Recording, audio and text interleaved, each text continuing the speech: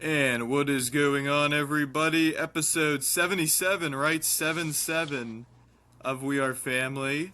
And thank you, everyone, for tuning in. Before we get started, make sure you like this video, subscribe to our channel, follow us on our social medias. We Are Family on Instagram and TikTok and X, and really everywhere. We're everywhere, quite frankly. And so make sure you check us out. And gonna have some shorts coming out from last week as well. Jake Bell, he had some opinions we want to share in short form Yeah, about Brendan Brendan Sorsby. Sorsby. Yeah, Not it was a not the great take. person, but the hype around him. I thought Yes, was a little too much. nothing That's all I'm personal, gonna say. just straight Nothing fact personal. being delivered. He's not But worth the gamble. Correct. Yes. yes, you see that? Yes, I love that. I love that. I don't know how it just popped. Things just pop in my mind because I'm just like such a goof. But anyway, That's very creative. thank you. That means a lot. It really does. But gentlemen, let's get right into it here. The Pittsburgh Pirates. What a shocking turn of events. They are still a 500 ball club. They've been 500 probably the last couple times we have done this podcast, and yeah, I mean they went into Philly and they split the series. I guess since we talked last time, they took 2 of 3 in Seattle, and we're thinking, hey, that was a positive series against Seattle's starting pitching. Seattle was really in an offensive drought at that point, but then they lose 2 of 3 to Cincinnati. Could have swept, could have at least won 2 of 3, but they didn't, and that's what matters in the end. And they need to be saved in that third game with some homers after that rain And a delay. rain delay. If it weren't for that rain delay, I don't know what would have happened. Because then they brought in that bum, whoever he was, for since he couldn't throw a strike. And then that was that. O'Hearn sent Yeah, him deep. uh, yeah. So they lose 2 of 3 to Cincinnati, and then they go to Philly, and we're thinking, hey, split would be good because with the ways Philly's been playing, with the way Paul Skenes has been pitching and then ended up pitching against Philly, and the way the Pirates have played against Philly just in general, getting swept at the start of the season, um, they do end up splitting, and but I don't think you come out of this series any more um, optimistic about the team. I just think they're kind of just doing the same thing that they've been doing last couple weeks. They've just been giving up way too many runs. Ashcraft gave up a bunch of runs. They somehow win that first game 11-7, and then they just get shelled by Christopher Sanchez. He just absolutely dominates. A good lefty, the Pirates, as currently constructed, they have no shot. They're toast. And The Sanchez Pirates are just mowed I the believe, 5-18 or something like that when they face a left-handed starting pitcher this year. That's unacceptable. Now I'm sure there are various reasons as to why the record is such that bad, such as the bullpen blowing games, et cetera, et cetera. But and we're gonna get more into the pitching. The offense isn't perfect. It's better than we anticipated this year, but it's not perfect. I mean, runners in scoring position still a massive issue, right? And then obviously, yeah, again, left-handed pitchers, it's an issue, and that's why the emergence of Esmerlyn Valdez, a right-handed bat, considering Ozuna being what he is this year, and you have O'Hearn and Lau as your left-handed hitters, and Nicky G doing what he's doing, is very key right now. Absolutely, yeah. I was just gonna say Valdez could be the one reprieve for that against lefties, but they need a lot more. And but we're gonna talk about Valdez. But just guys, what are our takeaways here? Anywhere you want to go with the Pirates? Winning 2 of 3 in Seattle, losing 2 of 3 to the Reds, splitting with the Phillies, and the road ahead. Big series in DC over the 4th of July weekend here. They got Atlanta, Milwaukee coming up. What do we think of the Buccos? What do we think of Paul Skenes, Esmerlyn Valdez, wherever you guys want to go? I think we have to. I think the big storyline right now is Paul Skenes. I think we have to go there. It's the talk of one of the big talks of baseball right now. It's the biggest topic in this city. And we all knew that something was off. However, he was still doing good enough where it was like, okay, but I think now we're getting to the point, especially with the consistent lack of velocity on that fastball, where clearly something is wrong, and we can dive more into the theories behind what that is. I think there's multiple different directions you could go in with that, with the different theories, but to say that there's nothing wrong with Paul Skenes is delusional at this point. I mean, we can't ignore it. You can't deny it.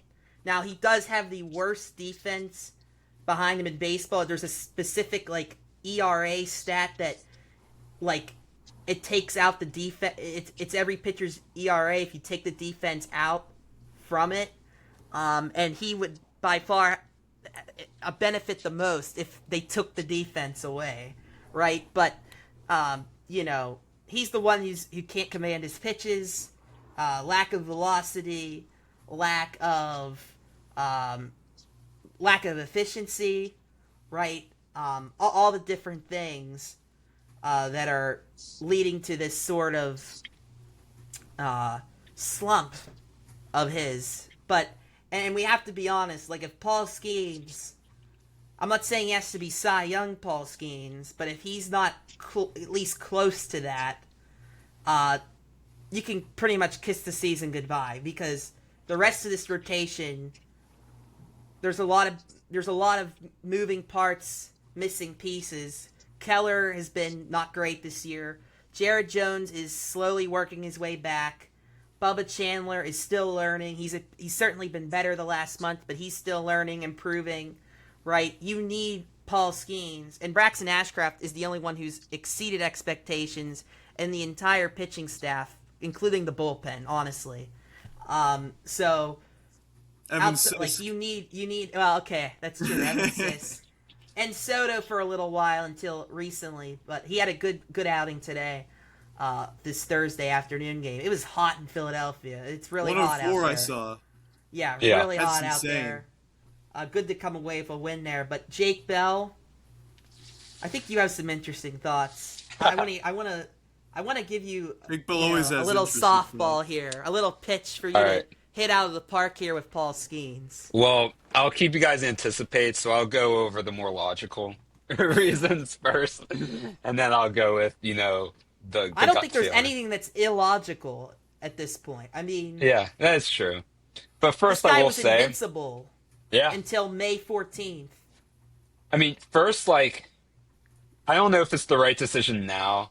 I don't know, but if I'm the Pirates, you could at least entertain the idea of having Skenes maybe skip a start or putting him on a phantom IL, especially if he has another bad start, because you have to think, back in his college pitching days, he didn't really become a workhorse starting pitcher until LSU, his last year in college. And then, starting every game or every week in the major leagues, that's also going to take a toll. I think he's getting overworked a little bit, and it's going to be tough because if Don Kelly comes up to him and says, "Hey, we're going to have to skip a start," I think Skenes is going to refuse that. I think he's going to want to pitch. So, but at the same time, him throwing 95 mile per hour is a major, major concern. And even though that's still, decent velocity in the MLB, it's not Paul Skenes when his rookie year he was coming out touching 99, 100 miles per hour consistently. So that's all become an issue. And I think that's something you have to at least entertain, maybe taking off the workload. I don't know. I know they've been watching his pitch count, kind of like the rest of the pitchers. We've seen Don Kelly pull starting pitchers out early, not just Skenes, but everybody else. But at the same time, I don't know. I'm a little worried. I think the All-Star break for him can't come soon enough that he can just regather and have a strong finish. But yeah, no, I'll go back to what I was saying, or what you guys were throwing the softball to me. Honestly, he needs the mustache back. Let's be real. Like, The beard's a good look. He looks good with the beard, but like the mustache, like he meant It was business. I think iconic. yeah, that's like you guys know Major League Two, right? Like or Major League, Yeah. Major League Yeah. Two. Oh yeah. Whenever Wild Thing, whenever he got that new girlfriend and he started being like professional, his velocity on his fastball wasn't there. No I'm not more. saying it's the same situation, but if you have to look at it, let's have a conversation. Like Livy Dunn seems to be a really good girlfriend for Skenes, but what I'm saying is that maybe if we just act like he's single and he has the mustache, maybe we'll see some fire. Maybe we'll see, him touching 100 mile per hour on his pitches. I don't want to, say anything else, but I'm saying it's maybe history repeats itself. I mean, I can you say look it at for Wild you. Thing. I mean, we have to consider all facets of the Yeah, situation. Is Livy Dunn a problem? That's what we have to. And I think Livy Dunn is a nice girl. yeah, I she think seems very she's a good for him. scholar athlete, but these very beautiful women can get in your head sometimes, especially with And all honestly, the pressure and all the accolades that come with a guy like Paul Skenes. and she probably wanted him to, have the beard. She probably didn't like the mustache, which I get. Right. He's a better looking man with the beard, but at the same time, we need the mustache. Let's be real. I Yeah. guarantee he's throwing 100 if he has the mustache back. I think But I that's mean, pretty. Yeah. everybody's human. I mean, we have to Hmm. understand these athletes aren't. We don't know what's going on in his personal life. We don't know what's going on in any of these guys' lives, or Right. what's in their heads, or what they're thinking. And even a guy as tough minded as Paul Skenes, at least that's what I've grown to believe about him, and as hard working as Paul Skenes, are gonna, everybody has their weak moments and their weak times in life. So, I don't, who knows? Right. Yeah, but we're halfway kidding about Livy Dunn, but we're halfway not kidding. So, but we can get more into the baseball part of it. So obviously I mentioned, the results, which is velocity being down, inefficiency, et cetera, et cetera. But what we're trying to get to figure out is what is the cause of that. Well, obviously, if you've been looking online, there have been mechanical changes. Whether it's been on purpose or not, who knows? I highly doubt that anything Paul Skenes does mechanically isn't done without intention. You know what I mean? I would doubt that. But an interesting thing that I saw today, and Mark DeRosa was talking about it on MLB Network this morning, he's not as much on his backside as he used to be. And he takes the ball out of his he's taking the ball out of his glove a little sooner than he used to, which could cause a lack of velocity. That doesn't necessarily mean for sure that that's what it is, but it's a possibility, right? I think, and I also think, right, there could be an underlying injury. I mean, I think we may have mentioned this before. You can with look back, the, in my opinion, like in 2023, you guys remember Roansy Contreras. His velocity completely dropped on his fastball. I kept saying he's yeah. hiding an injury. And, I think it's a similar situation. And we will never know with him, but like with Skenes, I think that's something you have to at least consider. So yeah, I think it's a lot. I'm gathering my thoughts. It's a lot to take in about what's happening. But we can't just, the Pirates can't. So what we've heard from Cherington is it's like, I think the one time they asked him about it, it's like, it's a normal thing. Basically, is what he said in so many words. No, that's not a normal thing. Right. He's sitting consistently at 99 and 100, and now sitting at 97, 96, and then dropping to 95, and that's been going on for over a month now. So that's not normal. Maybe he feels fine, but maybe there's some sort of tension that's building that again, we don't know his body. I'm no doctor. I'm no pitching doctor. I'm not a trainer. I don't know. But I mean, if I'm the Pirates, it certainly wouldn't hurt, to sit him down and say, "Hey, we're going to have you checked out. Get an MRI just to make sure everything's okay." if it's not mechanical issues. And again, we don't know if he changed those mechanics on his own or if he didn't. If it's just something that I don't know. But again, maybe that those change in mechanics could be something that he's feeling in his body, and it's not necessarily a terrible injury, but it's something that's nagging him, and he may not even realize it. Again, there's a lot of question marks, but it's all these things have to be considered. But here's the one thing I do know. We can talk all these different theories, all these different ideas of what's exactly is wrong with the guy. But here's the problem with the Pirates organization. When it comes to so many different things and so many different seasons, whether we talk about 2024, last year, or now this year, are the Pirates going to sit on their hands and do nothing about it and just let them go out there, pitch every 5 days, whatever happens, happens? Or are you going to be proactive and try to figure out what is going on with your ace pitcher?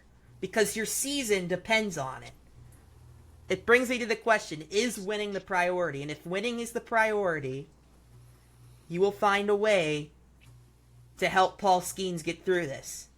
Right? And I agree with you, Jake Bell. I would be absolutely fine with him resting through the All-Star break. And I certainly would, if I'm the Pirates, I'm putting a word into the league and saying, hey, we know Paul Skenes is a global superstar, et cetera, et cetera. You can, potentially name him to the All-Star team, but he needs to rest and reflect right now. He doesn't need to be walking the red carpet with Livy Dunn.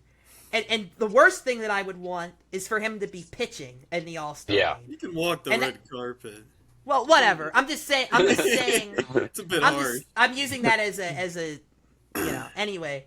But I definitely don't want him pitching in the All-Star game. He already, and that's the other thing that could be causing this, no one really talks about a whole lot, is the World Baseball Classic. I mean, those were high-level, stressful innings. Now, he only pitched like 2 games, but who knows what the ramp-up was for that compared to past years around that sort of time. So that's also another factor to consider. And then the final factor, which I had mentioned this before, but now it really needs to be looked at, is if the guy's not your ace pitcher right now, he should not have the merit to have a personal catcher. It's so my point is, overall, the ball club has to step up and help do what's right for this guy. He can't just get to do what he wants and just say he's fine and that's the end of it. You have to say, hey, look, we need to figure something out because this is hurting our baseball team right now. Jake Bell, anything else with Paul Skenes? I didn't see his start on Tuesday. Was it Tuesday or yesterday? I don't even know. Yeah, yesterday. It's tough because, I'm not making excuses for Skenes, but you can look at the 7 earned runs and say, well, Henry Davis challenged the wrong pitch. And then, there was a strike that was called a ball that should have been strike 3, and Davis didn't challenge because, he already used one. He didn't want to use another one in the same inning and then be wrong. And then you lose challenges. And then the whole defensive play that cost them 2 runs. That totally changed the game at that point. But at the same time, Go ahead. No, that was all I was going to say, yeah. No, just Skenes didn't have a great outing. No, he was bad. I don't want to, that's not an excuse. Right. And everyone is blaming Nick Gonzales for that throw. However, when you get the ball and you have to make a throw like that on the baseline, it's like a catcher going out and getting a bunt, right? Exactly. And having to throw to first. You have to say, as the catcher, like you would a first baseman, in, or out, meaning I stand on the foul side of first base or the fair side of first base. It's the same thing with home. Henry Davis has to, as this great defensive catcher, has to say, look, hey, I'm in fair territory. Throw to me out here, so that way there's a lane for you to throw. Or I think he was closer to the foul territory, Gonzales, when he caught that. So Henry Davis needed to go to the foul side of home plate and give him that target. And if you watch that replay, and I'm not taking blame away from Nick Gonzales. He's not a great third baseman. Again, that's not his fault. The Pirates put him in that situation to be a third baseman. So, in that situation, Henry Davis, if you watch the replay, he just stood there and just hoped that the ball would come to him. He was not in any defensive position to catch the ball. And so I blame that inning, especially with the ABS. I blame that inning on him. I'm sorry, I do. Yeah, and go ahead. No, I was just gonna say, and with that, like, you can, if you want to make like what Davis was doing, standing on home plate and stretching like a first baseman, you can do that from the shortstop, making the throw, second baseman, first baseman. You can't from the third baseman, especially the angle where he got that, where it was just in fair territory.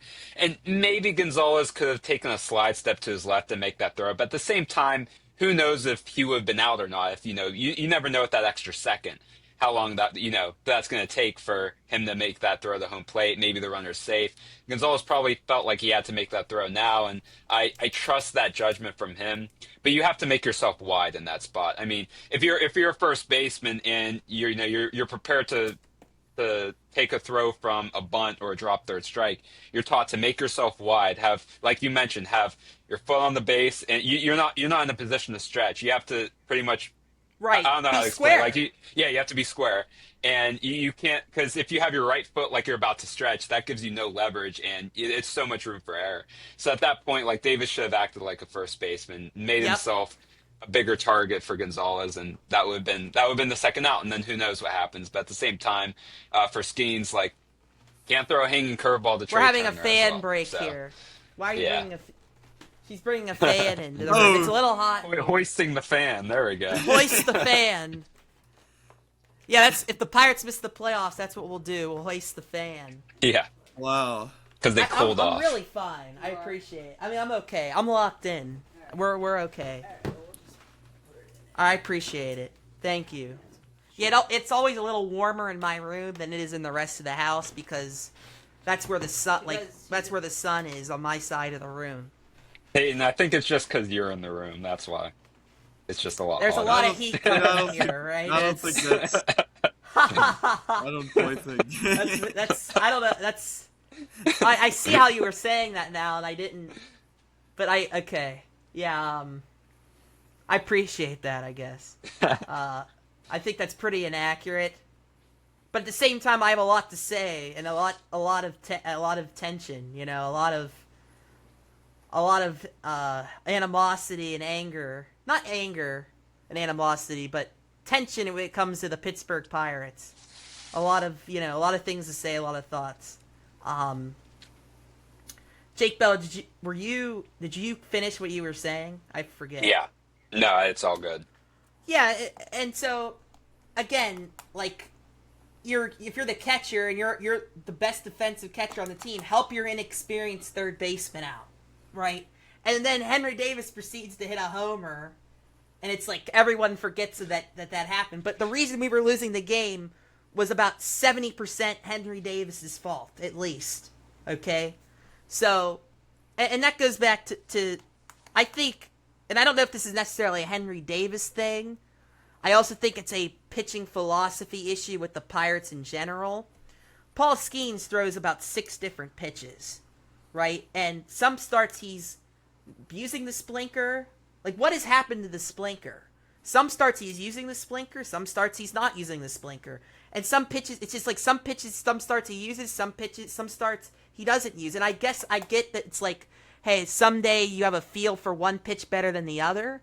But at the same time, like, look at Christopher Sanchez. He's a top 5 pitcher in baseball, maybe top 3 or 4. He uses a fat sinker, slider, changeup, 3 pitches, bing, bang, boom. That slider and changeup it's like disgusting. Johan Santana. It's like Johan Santana. It's incredible. He's so dominant with just 3 pitches because he's worked on those pitches consistently and he's mastered his craft and he knows how to use them. And exactly, they're filthy, like you said, Jake Bell. So, we're so into all these different pitch types. Why doesn't Paul Skenes just simplify it? you know. But again, that doesn't also answer for the lack of, zip on his fastball. I mean, we've seen this. There was a tweet we saw yesterday. The spin rate on his fastball has decreased pretty much every start this season slowly, and his average is it RPM? Is that what it is? Is that what rotation the per thing's minute? called? Yeah. Yes.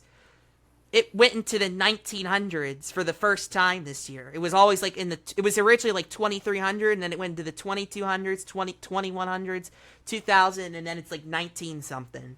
So, I think he needs a reset. He needs a break because, and with most pitchers, if they had a 3.62 ERA in July, you'd be like, okay, whatever. He had a bad starts, but this is different. It is different. Because the Pirates, we don't know how long we're going to have Paul Skenes. We don't know if we're going to have this good of an opportunity again to make the playoffs. Like, you don't know what the future holds. You don't know if there's going to be baseball next year. So you have to not sit on your hands. Ben Cherington cannot sit on his hands. Don Kelly cannot sit on his hands and just say, oh, he'll figure it out. No, it's not that simple. And I'm sure, Nate, you'll want to talk about your boy Bill Murphy. I don't know how much I can blame him. I don't know how much I can blame him. I don't know how much he had an impact on what Paul Skenes wanted to do. Well, the players wanted him. At the same time, Skenes and the pitchers wanted Marine gone and wanted this Bill Murphy. Or I don't know if I don't know if they were in the process. Were involved in the process. They probably had a conversation with Cherington, and they probably gave him a list of guys they wanted him to pursue. Now, Oscar Marine. I'm not saying Oscar Marine was some sort of whiz. I think wherever he is now, I forget what team it is, but he's a bullpen coach somewhere, and the bullpen is So I don't think Oscar Marine is a whiz, but there is an art to. Is your pitching coach getting in some of these guys' heads and changing too much? Where Oscar Marine may have just let Paul Skenes be Paul Skenes, and that was that. But maybe I'm completely wrong about that. I don't know. But then again, if that were the case, why would they want Oscar Marine to be gone? Why would Skenes want that? So it's a very complicated, a lot of question marks here. Well, from what they were saying, they were like, I don't know if they necessarily said they didn't like Oscar Marine, but they said that they wanted to tap into the potential they felt, and they didn't feel like Marine could tap into that potential. So they wanted to go externally because, his contract expired. I don't really know, anything else, but that's just what they said. So. Tap into your potential. Weren't we top 5 in, multiple categories in pitching last year? What else do you want? I think it could be a case where you look back and say, be careful what you wish for. Mm-hmm. And I like Bill Murphy. I don't want to hate on him yet. We don't really know the full situation. We still got 80 more games or 79 or whatever it is games of baseball left to play. Bill Murphy will probably be here next year. Who knows what's going to happen, right? It's hard to judge him off of 3 months. We don't really know what his philosophy is truly or who's making the decisions. But, it makes you wonder. Yeah. I don't want to hate on Bill Murphy today. I'm not, but I mean, I will say, what you said about that, Jake, with the Pirates pitchers trying to reach, unlock their potential, like they weren't already kind of close to that. Like everybody's gotten worse. You know what I mean? So I'm not trying to go at Bill Murphy. I'm just saying nobody's improved other than Ashcraft. But Ashcraft was doing this kind of last year in the small sample size that we've seen. So I think this is an opportunity for Bill Murphy to show what he's made of, as a pitching coach or whatever, with this Paul Skenes issue. As the pitching coach, hey, let's solve this issue and let's move forward. So I'm not. I don't like the slow walk. I'll be honest. I don't like the slow walk, especially when not a lot of people do. I think it's creative. I understand the purpose of it. It's because the reason you come out. I understand what he's doing. Calm him down. I think I understand, right? Which is that when you're in a panic situation, you you need to calm the pitcher down. Even if they don't even want to be calmed down, they need to be calmed down. And it also gets in the opposing teams / guys that are in the on-deck circle or in the batter's box. It can get in their heads. I mean, we see all these announcers for the other teams complaining about it, right? So, I don't hate it. I don't think if any... I mean, I feel like that's the last thing to be concerned about when it comes to Bill Murphy. I'm not concerned about it. I just don't. I'm not for it. I just think it's now he like walks up. He walks up by the time he gets to the pitcher. The ump's already there to tell him to go back. So now, like, but sometimes like, the purpose of those walks. I mean, a lot of times I feel like from stories that I've heard, pitching coaches aren't really there to give them mechanical or pitch selection instruction. It's just more of a mental. Hey, oh yeah, exactly. Yep. Yeah, I don't, it's just like whatever thing for. I'm just like when the pitcher's getting shelled, I just don't like seeing the slow walk, the mound, or you know what I mean. I'm already upset. Them getting shelled like after, like he does that slow. Or you don't like it. Yeah. I don't care. I don't watch Pirate games, because of the walk. Like, I don't really care. It's if he does it, great. If not, yeah. Like my thing is just more like the performance of the pitching staff overall. Like, look, they've given up way too many runs this season. I mean, imagine, like, with this offense, where the team would be if the pitching was even close to what it was last season. It's kind of upsetting to think about because they'd be in a much better spot. This is a team that, when you look at it, in the games they've been in, the games they've lost that they should have won, like, it feels like they should have a better record. We've talked about this a million times, but they just haven't been able to close games with this bullpen, and they've lost 9 straight Paul Skenes starts, right? And that's bad. That's so not bad. all of it's on Skenes, obviously. That's been, like you mentioned, Peyton, that's the worst defense by that one metric behind him. They haven't hit at times for him as well. He's been matched up against Zach Wheeler twice now, I think, out of the last 9 as well, which means something, even though the Pirates got to Wheeler a little bit yesterday. Wheeler was upset about being taken out of the game there, but he was cooked by that. He had to be taken out. Well, he wanted to finish 5. He wanted to get one more out. Yeah, but he kept getting hit. I mean, they kept hitting off him. Like, at some point, like, you don't want to someone to hit a grand slam and the Pirates tie the game. Like, that was the right move by Mattingly. Actually, I want to bring something up about Mattingly that somewhat connects to the Pirates, but I'll get to that. But continue. Okay. I don't really have too much to add. Again, I didn't really watch too much of the series. I saw the game today. I mean, let's talk about Valdez here, because we haven't got to him, obviously. He's been on fire. They weren't doing anything offensively in terms of scoring runs today until Valdez had that single up the middle, and then he hit that triple. It should have been a double. It was a bad read by Crawford, but triple for Valdez, and then he scores on the Nicky G single 2 batters later. We got to talk about Nicky G, I think, as well, because he's had some moments as well where I'm like, he's getting down to 290, and then it's like, he just went 0 for 3 with 2 strikeouts, and it's like, is he going to continue kind of this hitting performance? And he had a great series. He had a great game today.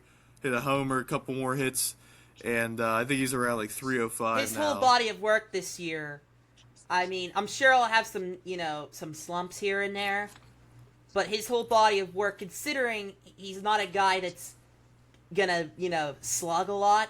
I mean, he has been up there with the Luis Arraezes, the Otto Lopez's, all these, smaller non-slug guys that make a lot of contact and get on base. He's been up there with those guys. Today, he was like tied. After today, he was tied for 3rd or 4th in multi-hit games this season with 31 multi-hit games, and that was up there with Luis Arraez, Otto Lopez. Is that sustainable this year? Maybe not. But I mean, we're halfway already through, right? Yeah. And yeah, but I'm sorry, but we wanted to talk about Valdez too. But can still continue. Yeah, good. But what do you think of Valdez? I was a 7-game hit streak or whatever. But the big homers, big homer against Philly earlier, and the big game today, that really, I think, got the team going. They just needed to break through with the hit with the runner in scoring position, and he was able to provide that. And he didn't strike out, and that's been a concern. So that's been the only thing so far is he struck out like almost like 40% of the time. But he's been just crushing the baseball. Yeah, you're gonna get your swing and miss in today's game with so many players, and that's a big problem with this Pirates offense is the swing and miss, the striking out with less than 2 outs with runners in scoring position. But considering how well this offense is done, like, you won't complain too much about it, but I was getting kind of concerned today. But we just kept, every inning, we just kept working them and working them and working them. And, again, the home run ball always seems to bail us out. We had 2 solo shots from Nicky G, from Endy Rodriguez, and you see what Valdez is doing. I mean, I'm sure he'll have his down moments at times, but, I mean, he's earned his spot on the roster. Unless he has a massive, massive slump, I mean, there's no way you can take him off. And once again, especially when Horwitz and, what's his name? Cruz. O'Neal Cruz. Sorry, it's been a long day. When they come back, I mean, Henry Davis in that 150 average and the, it's over 150 now. It's going up. Congratulations. somehow he's playing about 40% of the time, sometimes 50% of the time, depending on the week. I mean, he played half of this series because he has to catch Paul Skenes. I mean, when you have guys like Valdez hitting and you bring Horwitz and Cruz back, I mean, what are you going to do with Henry Davis? I mean, at some point, and with the way Endy Rodriguez... I'm sorry, I have a Henry Davis obsession right now. It's probably not good for my health. Well, can I say something about that just real quick? But he is an issue. Okay. I'll let you go in a second. It's an issue. It's a massive hole on this roster that he doesn't need to be in the lineup when you have all these guys that are hitting and you have Endy Rodriguez doing what he's doing. He should be treated like a backup catcher, and he should not be Paul Skenes is personal catcher. Primary personal catcher. And again, when we're going back to Paul Skenes, right,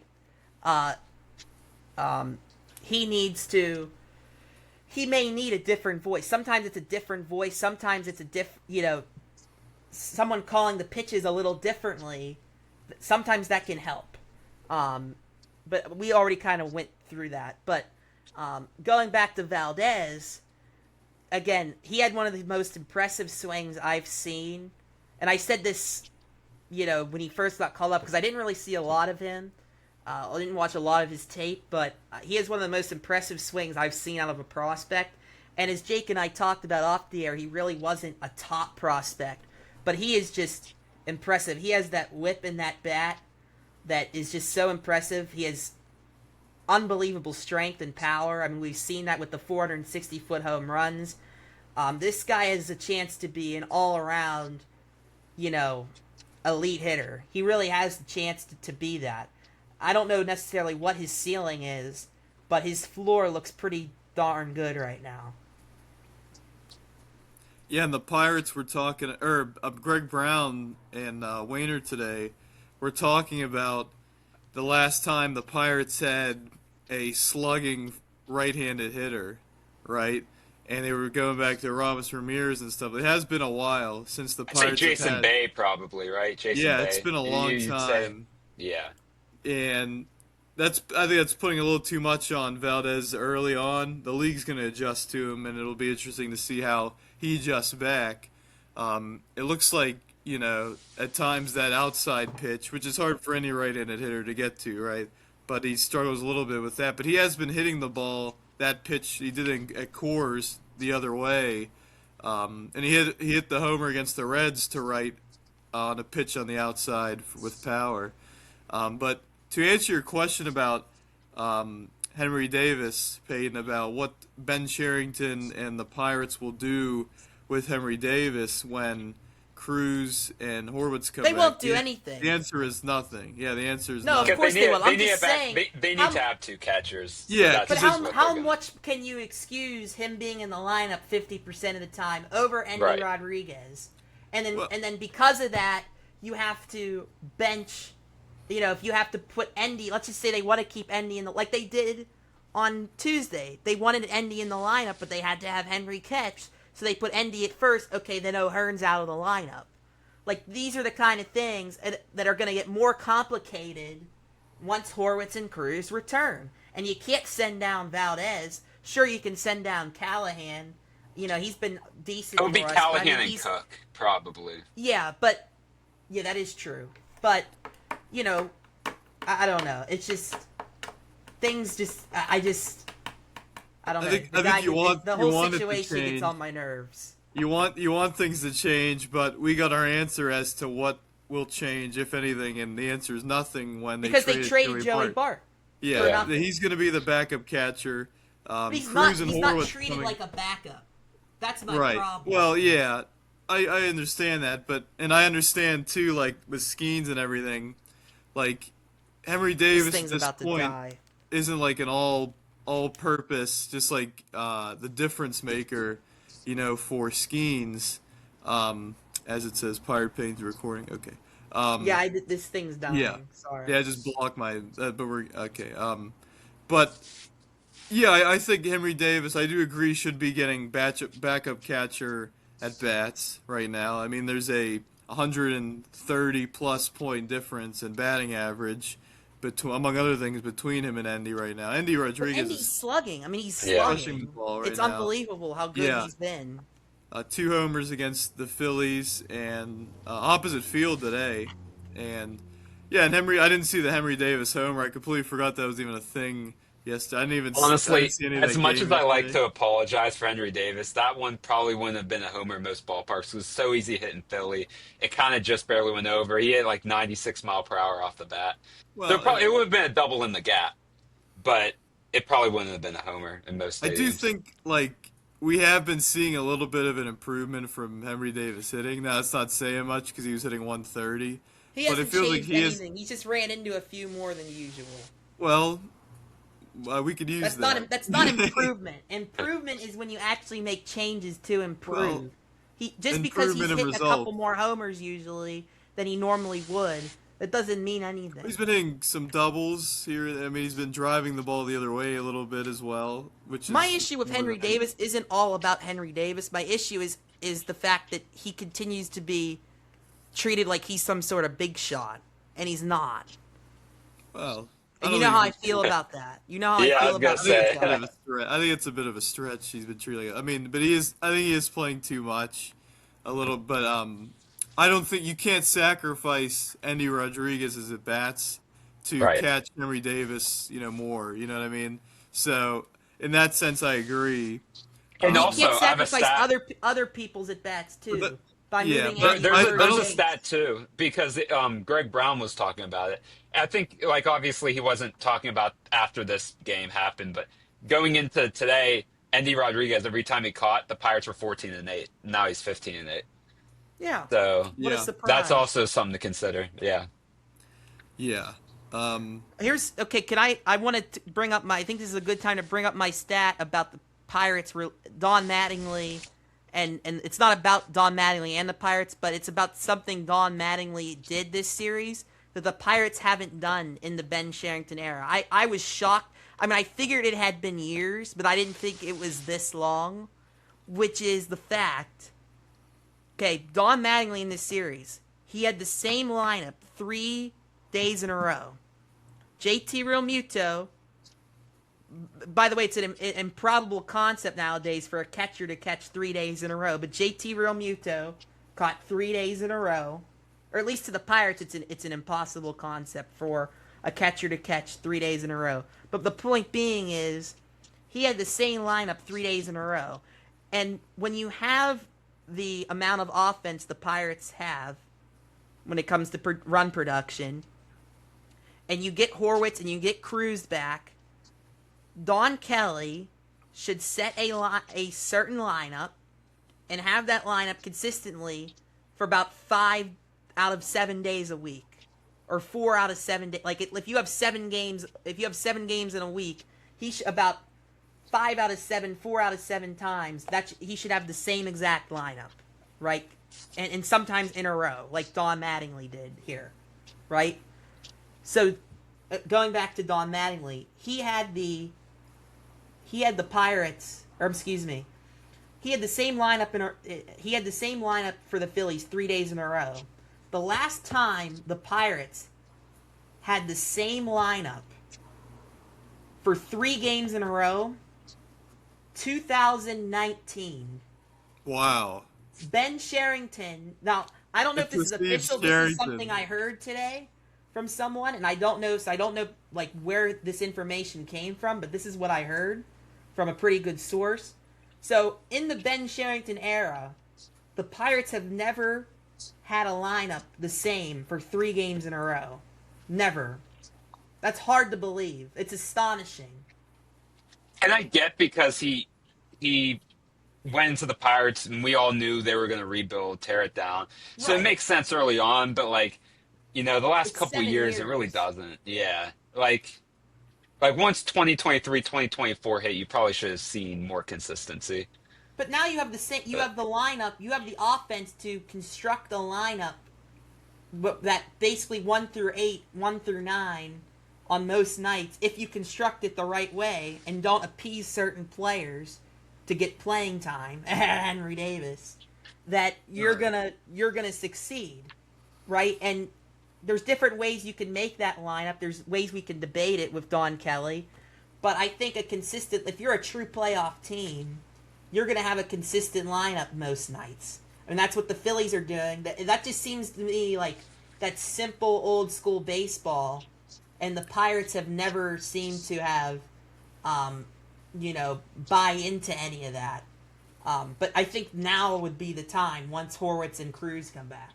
Well, I think it's a great point, and I know this is comparing apples to oranges, but you look at what Dave Roberts does with the Dodgers. That lineup is the same almost every day. Certainly, the top 6 is the same every night. That's how it used to be. I Milwaukee- mean, every day back, in the 70s and 80s. Like, I was talking to people who remember the 79 Pirates. They're like, yeah, that lineup was the same, every single game of the year. Yeah, and I think that's a crazy stat. Now, part of it, a very small part of it, is the Pirates have had very few good offensive players during that time, right, with any consistency. But then again, you'd think it would happen at some point, at least every year. I mean, that's just an insane stat. But yeah, this would be the year to have some lineup consistency.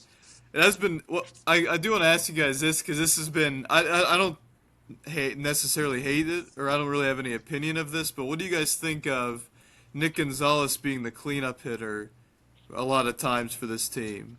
Like, what do you think of that? Because he's been the cleanup hitter. I don't love it. I understand because he's good in the clutch.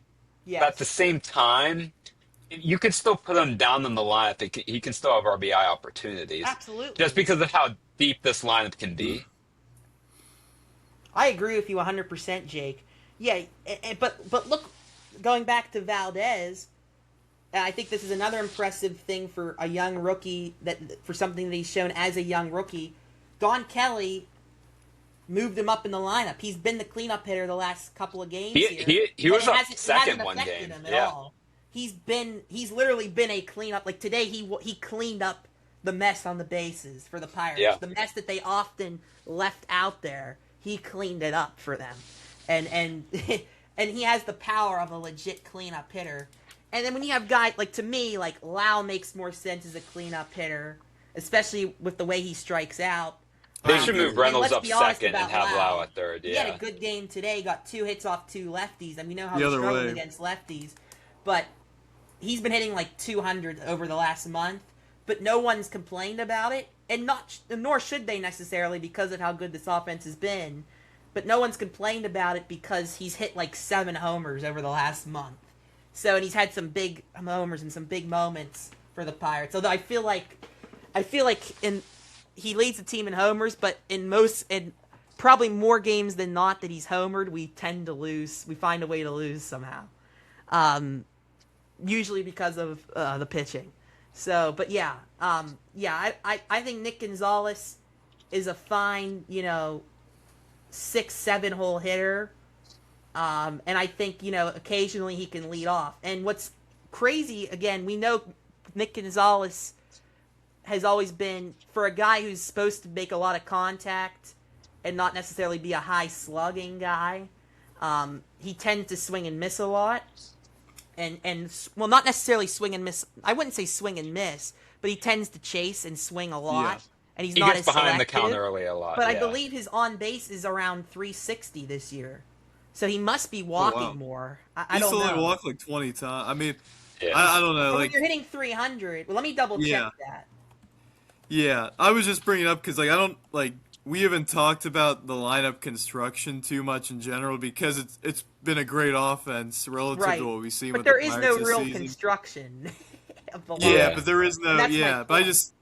they've been putting Nicky G, in that cleanup spot like a little bit before they just did Valdez, the past few games, and I was always just curious at how that came about, and I have been thinking about Lau. I think I never quite understood Lau in the 2 spot. He feels Because like he is a 3 or guy that 4. strikes out a good amount. Reynolds Yeah. makes way more sense. He's getting on base Right. almost at a 400 clip, and he's still doing enough to where the typical number 2 hitter nowadays would be. I mean, he's been the best hitter on the team.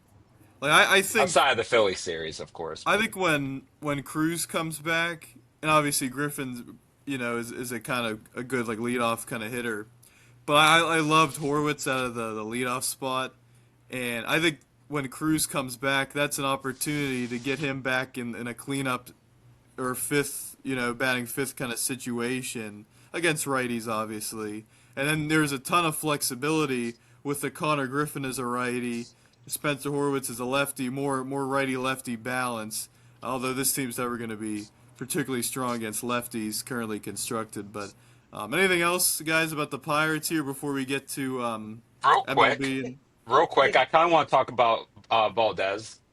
Yeah. Just I kind of want to go through because he's kind of came through out of nowhere in a sense. But real quick, I want to talk about how good he is at working the ball up the middle.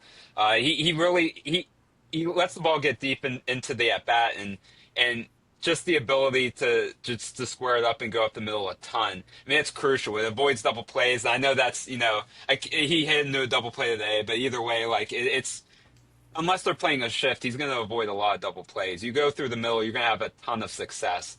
And he's able to hit the ball in the all fields, and it's very impressive. It's kind of funny because I remember the first time I ever heard of Valdez was back in 2024. He hit over 20 homers in single A. But he hit 205, 210.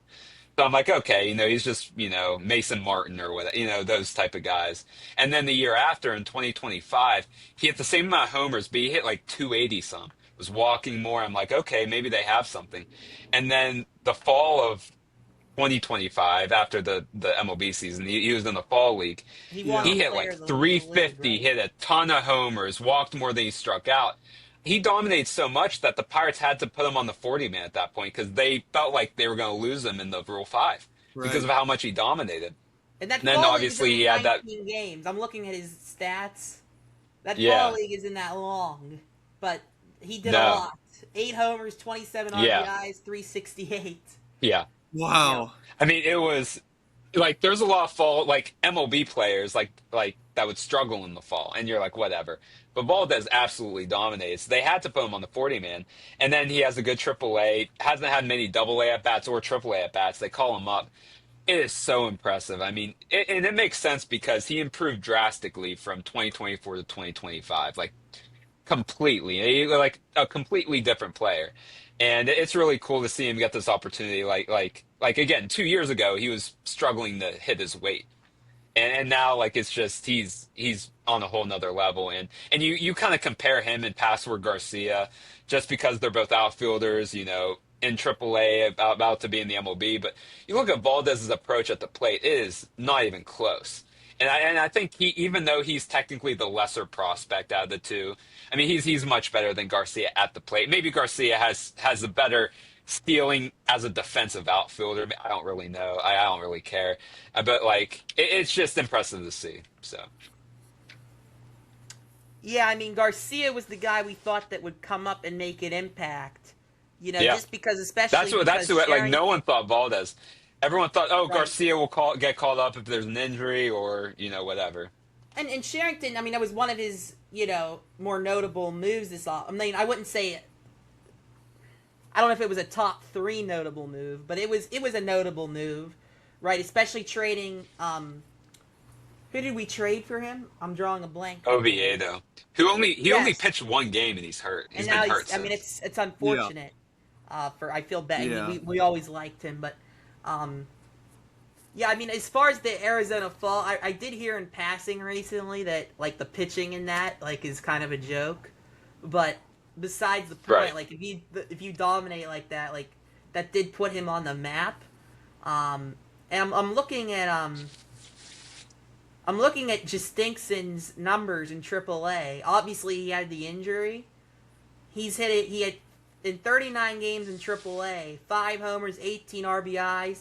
He's hitting .219 with a .638 OPS. So he's got a way. It was a lot worse before. Yeah, he does, but it He's was got a a ways lot to worse go. before. I mean, last year in AAA, he was excellent for Worcester. Worcester. Wor- Worcester. Is it Worcester? Really? It's not Yeah, spelled that's- like that.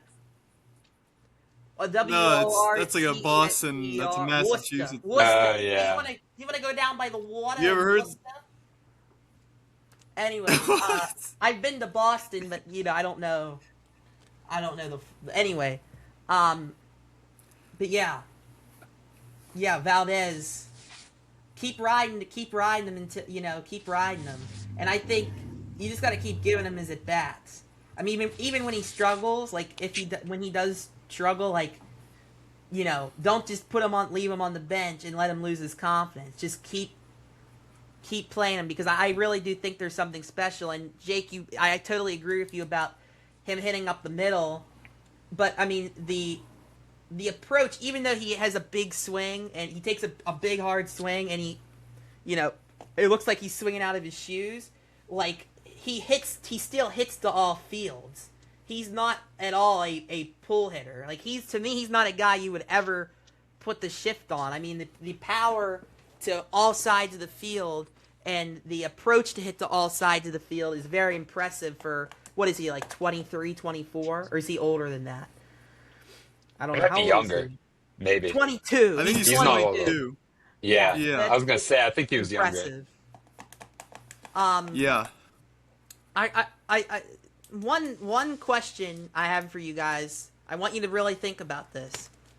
Nick Gonzales. I hate to say this because I love Nick Gonzales, but we know how, especially if Paul Skenes is going to take a while, or if he's on the injured list, or whatever's going to go on with him, or maybe nothing will go on. But point being is they need pitching, bullpen help, and I think they do need to add to the starting rotation. Wow. I know what What? you're going with this. Well, the anticipation. Yeah. Is Nick Gonzales, if you're looking to get an elite arm from somewhere, is Nick Gonzales potentially on the trade block? Because, and here's I why I wouldn't put say him on the trade block. Nick Gonzales. What I'm Nick saying Gonzales is, on the I trade wouldn't, block?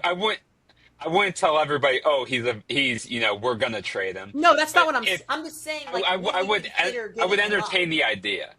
Yes, that's what I'm saying. I would entertain the idea depending on the player, Right. but I would also be very stingy about it. Oh, You absolutely. want But you I'm- like Triolo playing third every day? well, Triolo's been hitting lately. Oh. He's not Henry Davis. I don't want to hear that. But listen. I can't believe you just said wait, that. Hear me out. And you guys know, this isn't the reason I'm saying this isn't because I want Triolo to play at third every day. That's not at all what I'm saying. But what I am saying, for a team that is so offensively talented right now and is going so well, and the line and everything that's going on in the lineup is going so well, right? And the amount of defensive deficiencies you have that are hurting this team, right? If you give up a Nick Gonzales, if you give up a Nick Gonzales for an elite reliever, then you lose a bat, but you improve defensively by a lot, I would say, by putting Jared Trullo at third base. You do. And yes, you lose a bat, but to me, once Horwitz and Cruz come back, your offense is still going to be fine without Nick Gonzales. And here's what else I'll add. Considering Nick Gonzales' career norms, and yes, he's had injuries, and again, he hasn't played more than 100 games in a season, but considering the lack of slug, the lack of OPS, will Nick Gonzales' value ever be higher than right now? That's another thing that I think needs to be considered. And what you could also do too, if you move on from Nick Gonzales, you acquire a top of the line pitcher, whether it's the bullpen or the rotation. That also opens up a door where maybe you can acquire a Luis Arias. If you want to get a bat similar, like I think that could make sense. Like defensively, I don't know, but Arias has been playing very good as a middle infielder. I don't know if he's a third baseman. Yeah, so like that's something you can consider because the Giants are going to trade him. Buster Posey has made it known that everybody's on the table, and so yeah, I'm just curious to see what you would give Nick Gonzalez up for, like what pitchers on the market that like in a package I'd assume for one of these guys. And I'm not saying let's trade Nick Gonzalez. Like I'm not jumping at the gun. I don't want to trade Nick Gonzalez, but if you're Ben Cherington, at some point, you're going to have to make an ultra-aggressive move to win now. And that could involve... I'm just saying that may be necessary. Hopefully it wouldn't be, but, again, is Gonzalez' value ever going to be higher than this? That's my question. I think that's a great point. I mean, when you initially hear it, I'm very skeptical, especially since like he's been for a team that struggles so much with runners in scoring position. He's been their best hitter with runners in scoring position. He's so clutch. He says that clutch gene. Oh, absolutely. Even when he's been average, he has that clutch gene. Yeah. And I'm worried about that. I mean, I don't know how it could get worse for this team with runners in scoring position. But that would be the recipe. Right. It is interesting. Like, what player would warrant trading Nick Gonzalez for at this trade deadline? Right? Tarek Skubal. Well, even though it's not going to happen. I'm sure. Yeah. I'm sure they'll be able to. They'll be willing to afford that the rest of his. Right. Honestly, I know we're give him Ozuna then. Sit down. Ozuna and Cash can sit now, but I do think the Pirates should, and I thought they should have done this in the offseason. I do think they should also, I know they're going to load up on bullpen, and they have to, but I think they should target a left-handed starting pitcher, preferably. Robbie Ray. Yep, Giants are going to trade them. Robbie Ray. Wow, that would be, I don't think that is on the table. How much would we owe him, though? That's the question. That's always the priority, though, isn't it? That's always the problem. That's just the way of Pirates baseball. Yeah, but even like I wanted Jose Quintana in the offseason. I mean, like just like somebody like that, like a stabilizer, just any Robbie kind of Ray lefty. Is much better than Jose Quintana. I know, right. But I'm just saying, like, what will the Pirates be willing to give up for a starting pitcher if bullpen's going to be the priority? You know what I mean? And so I talked to you guys about this. I sent something. I do want to talk about this because I have been very bothered by this. First, I want to say, like, I mentioned this to you guys. I would love Luke Weaver. I know we joke about launching him into the sun, but I would love Luke Weaver's been a really good reliever for multiple seasons in a row now. Yeah, for multiple teams.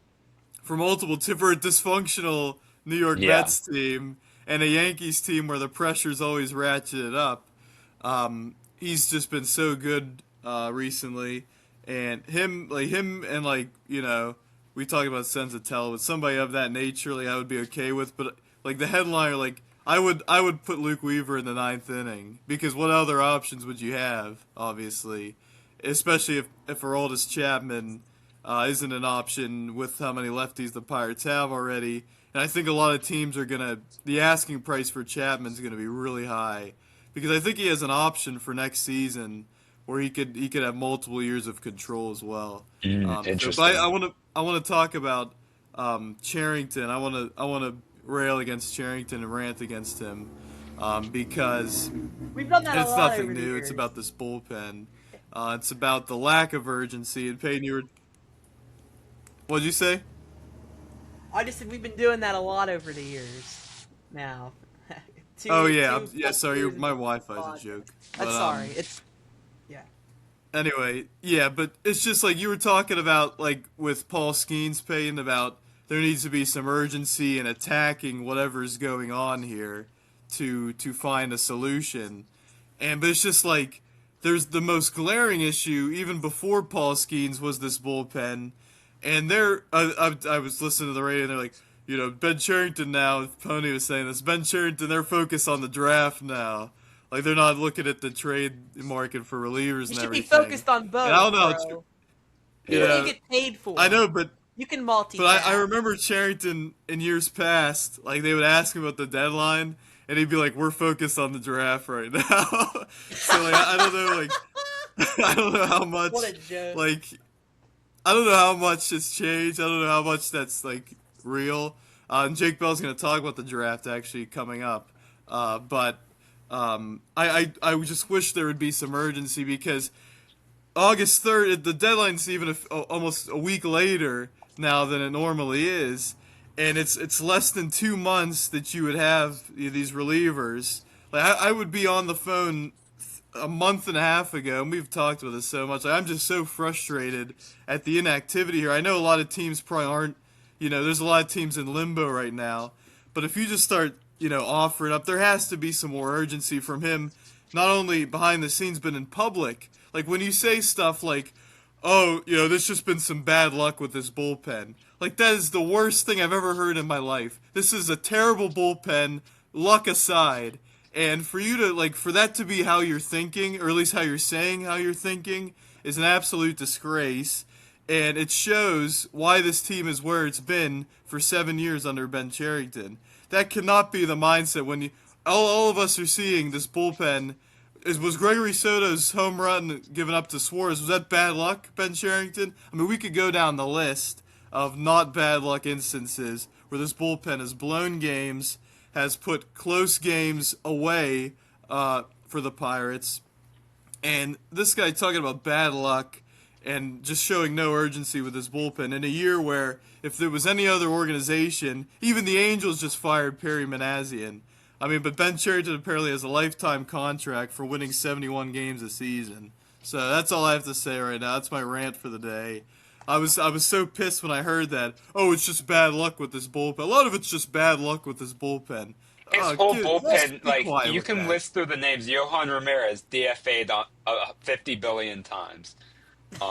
Justin Lawrence coming in, DFA'd by the Rockies. You're DFA'd by the Rockies. There's something up as a reliever. I mean, Gregory Soto, inconsistent. I mean, the one reliever he parted ways with was his only consistently really good reliever, David Bednar. He only had one bad season.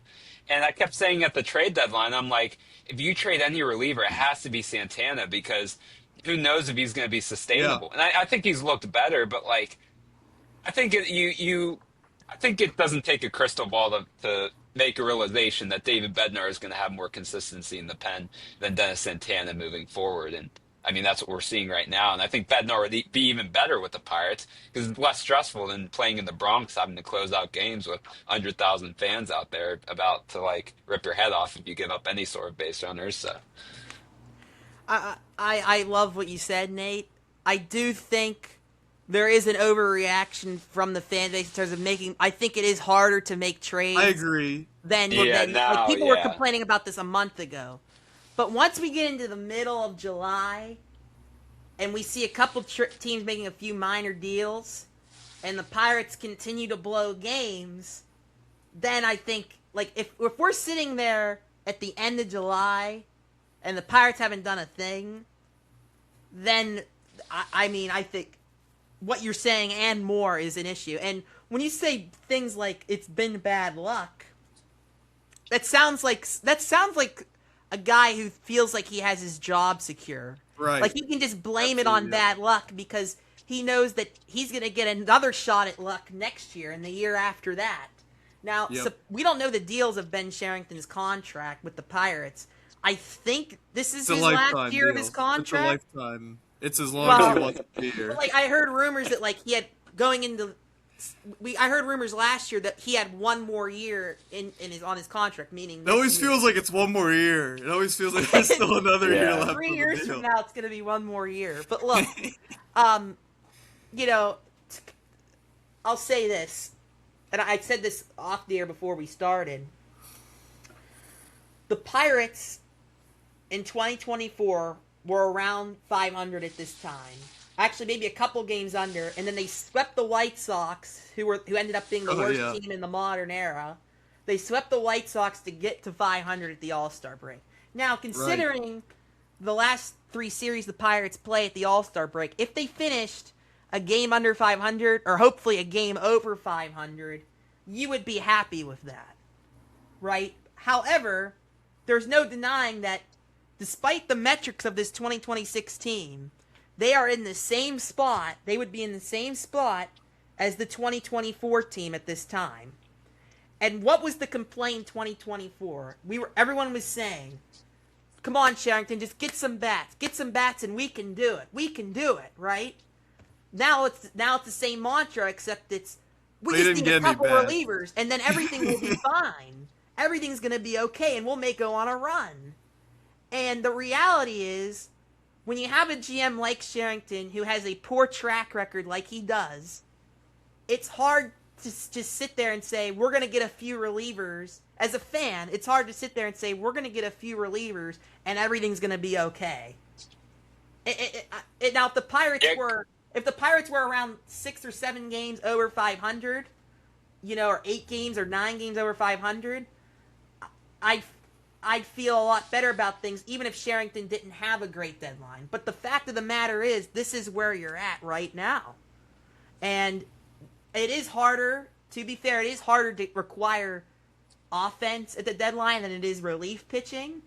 But, again, how can we trust Ben Cherington to get the job done? I mean, this is another chance for him, the 50 billion chances he's gotten to prove that, he's about business and he's about winning and he's about making some, not conniving. What's the word I'm looking for? I guess conniving moves, pull off some fleeces, get some good deals, the art of the deal. And he's getting another chance. I mean, we're at the same point again that we were 2 years ago. So, but I'm just saying, as a fan, I'm not betting my money on it. Yeah, and you kind of look at 2024 whenever he did add the bats. One was Brian De La Cruz, who they had to negative wordplay. They had to non-tender him because he was so bad. And then he also got Isaiah Kiner-Falefa and traded Charles McAdoo, who honestly I'd rather have on today's team than Kiner-Falefa for no reason, basically, because they weren't good last year. And you look at that, and it gives you, I don't know, the trade deadlines haven't been the greatest for Cherington. It's obviously, you go early on, and you're, him trading off, Adam Frazier or whatever, because, everyone knew that was going to happen. But, once, he starts trying to, trade for guys that are supposed to impact today's team, it just hasn't worked out. And then 2025 was, the biggest. I'm sorry, but who is the guy, Cam Devaney? Where's he at now? Oh, that was last year's Adam Frazier trade. I forgot he traded Frazier. I forgot Cherington traded Frazier twice. That's actually, I totally forgot about that. But he's overseas, Devaney. Yeah. He signed in Japan or Korea, I think. Yeah. Yeah, because the Pirates basically released him. Yeah. It's just it's crazy how much a difference a year could make. Like, we were in such a desperate spot when it came to our lineup. Like, we hoped, even though we had no belief in it at all, we hoped, like, could Cam Devaney be a potential spotlight for this team? Yeah. Like, Yeah. it's crazy how much a year has changed things. It's unbelievable. And we were complaining about like Nick York not getting an opportunity and stuff. When is You Billy know, like Cook going to last be year. brought up? Honestly, yeah. No, because like he showed flashes in 2024 of being like an okay player. So, Just one more final thing, and then we'll get to other stuff because we always end up talking about the Pirates for 50 billion hours. But Peyton, I do agree. Like a lot of fans are like, Cherington, you got to do something with this bullpen, Cherington, and it's like May 1st. It's like, yeah, the market's not like nothing's happening in the market. You know what I mean? Like that's not a feasible. Like, I completely agree with that. yeah. And but like my just thing is you can't like I want to see the urgency publicly I from agree. you. I agree. When you're on your state media tour on Sunday mornings, I want you to like have At least like, lie to us. yeah, at least I'd say rather like lie to us. like the bullpen. We're gonna be looking at the bullpen. You know, come trade like that. Yeah. You could say Just say that. it's been unacceptable and we're gonna make the changes necessary. You don't say. That's I all. actually think a lot of it's just bad luck. You know, a lot of it's just bad luck. The expected My whole string ERA. of like his bullpen, like if you look at the combined amount of times they've been DFA'd, like it's probably like a record for like going into the season. Like of just guys being DFA prior, like Dennis Santana and Yohan Ramirez combined alone have probably been DFA'd 10 different times. Yeah. So But that's my thing. You know, it's Cherington ceases to amaze in incompetence for. I mean, again, many of it us. sounds But like a guy who feels like he has his job very secure. If he's it blaming seems- everything on bad exactly. luck. Yeah, that just really irked me. Like everybody sees it's an issue. Like has there been bad luck? There's been bad luck with every team, this season. So I don't want to hear that. And yeah, it is a good point. Like again, like even if the Pirates are like 5 games over 500, there's still the factor of, and we've seen it a bunch this season. This is the Pittsburgh Pirates we're talking about here, and it just seems like they take steps forward and everything. And they lose a series to Colorado, or they lose a home series to Cincinnati in the most excruciating way possible, right? They have prime opportunities against good ball clubs, and they can't get a hit for their life with runners in scoring position. They load the bases with nobody out, and they can't get one hit. Twice. Well, not only that, in just that in Cincinnati like game. yeah, the Cincinnati. And just even in jet, like obviously Colorado, but every time they load the base with nobody out, it's not only they don't score any, It's a curse. they don't score one run, they score 0 runs, and it's a strikeout. It's a double sometimes they'll play. like barely scratch out a run in that Yeah. situation.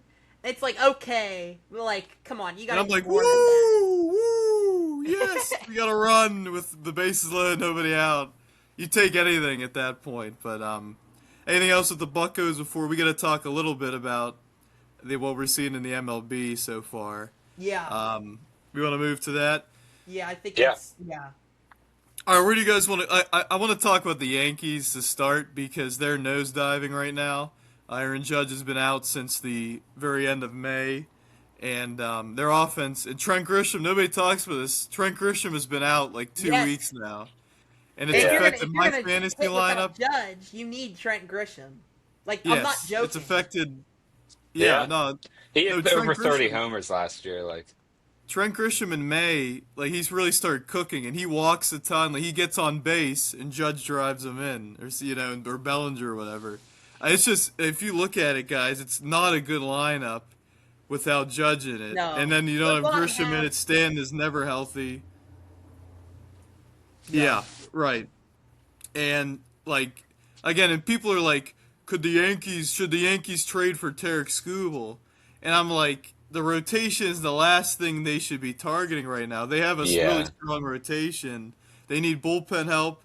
They got to figure out what third base. Third base is a black hole for them. McMahon has just really struggled. They don't know what they're doing with Volpe and Caballero. Is Spencer Jones going to do anything, or is he going to strike out 50% of his plate appearances?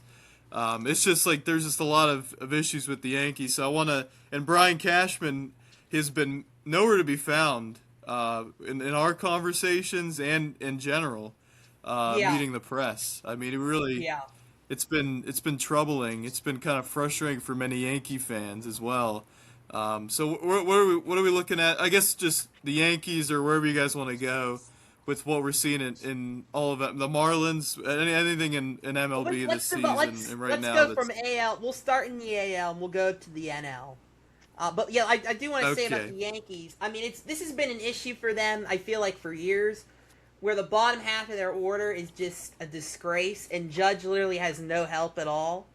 But of course, in some of these playoff runs, Judge has been bad, and it's been Stanton and maybe another dude, but then 6 through 9, their lineup just sucks. And last year at the trade deadline, our friend Brian Cashman did a good job of kind of patching some holes, but not really sealing the holes, but patching the holes. Ryan McMahon, okay, but he's been terrible since he put the pinstripes Jake on. Bird, he was already Camilo declining. Oh wow. That he gave up some players, some guys. He gave up a Jake ton Bird. for Jake Bird and Camilo Doval, and Doval's like a when 5 you're the ERA. Yankees, you have the and Bird resources to overpay where it doesn't really hurt you, especially when you have arguably the best hitter in the world on your team, and this pitching staff that he's developed. But now they're going to be looking at reliever. You got to give him credit for that. What's that? What'd you say, Nate? I just said, but now they're going to be looking at reliever again because last season, they got Bednar, but like Doval didn't work out, right? They've put him in low leverage roles now, and Bird's in the minor leagues. This year they can't patch the holes. They have to go out and seal the holes. They have to go out and make a big splash.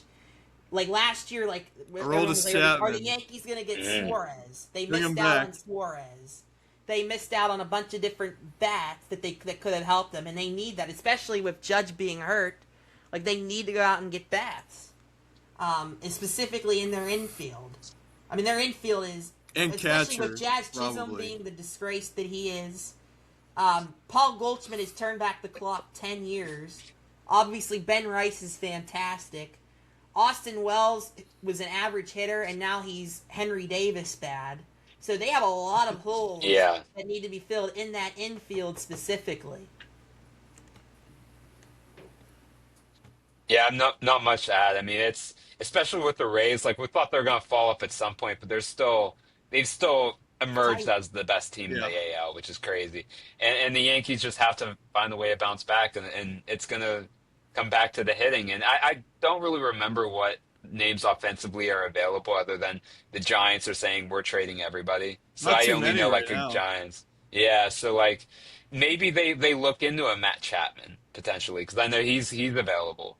I mean that could be an option. I don't know. I mean he's like career wise he's kind of a similar player to Ryan McMahon in a way. He's definitely been better than McMahon this year, but they both hit 20 some homers. They'll hit 240, 250 on their best year, and they'll play very good defense. So, like, maybe that's something you go with and you just see. I don't know, but, like, that's an option. It's just they just need to target some bats. It's kind of a weird lineup, and, yeah, that's all I have to say about them. Well, looking at the standings, what's crazy is the Yankees have lost 7 in a row. The Tampa Bay Rays have won 7 in a row. So they have completely taken advantage of this current slide by the Yankees, and are now and I didn't even realize this, are now 3.5 games ahead of the Yankees and are in first place. And they have a plus 34 run differential, which is good.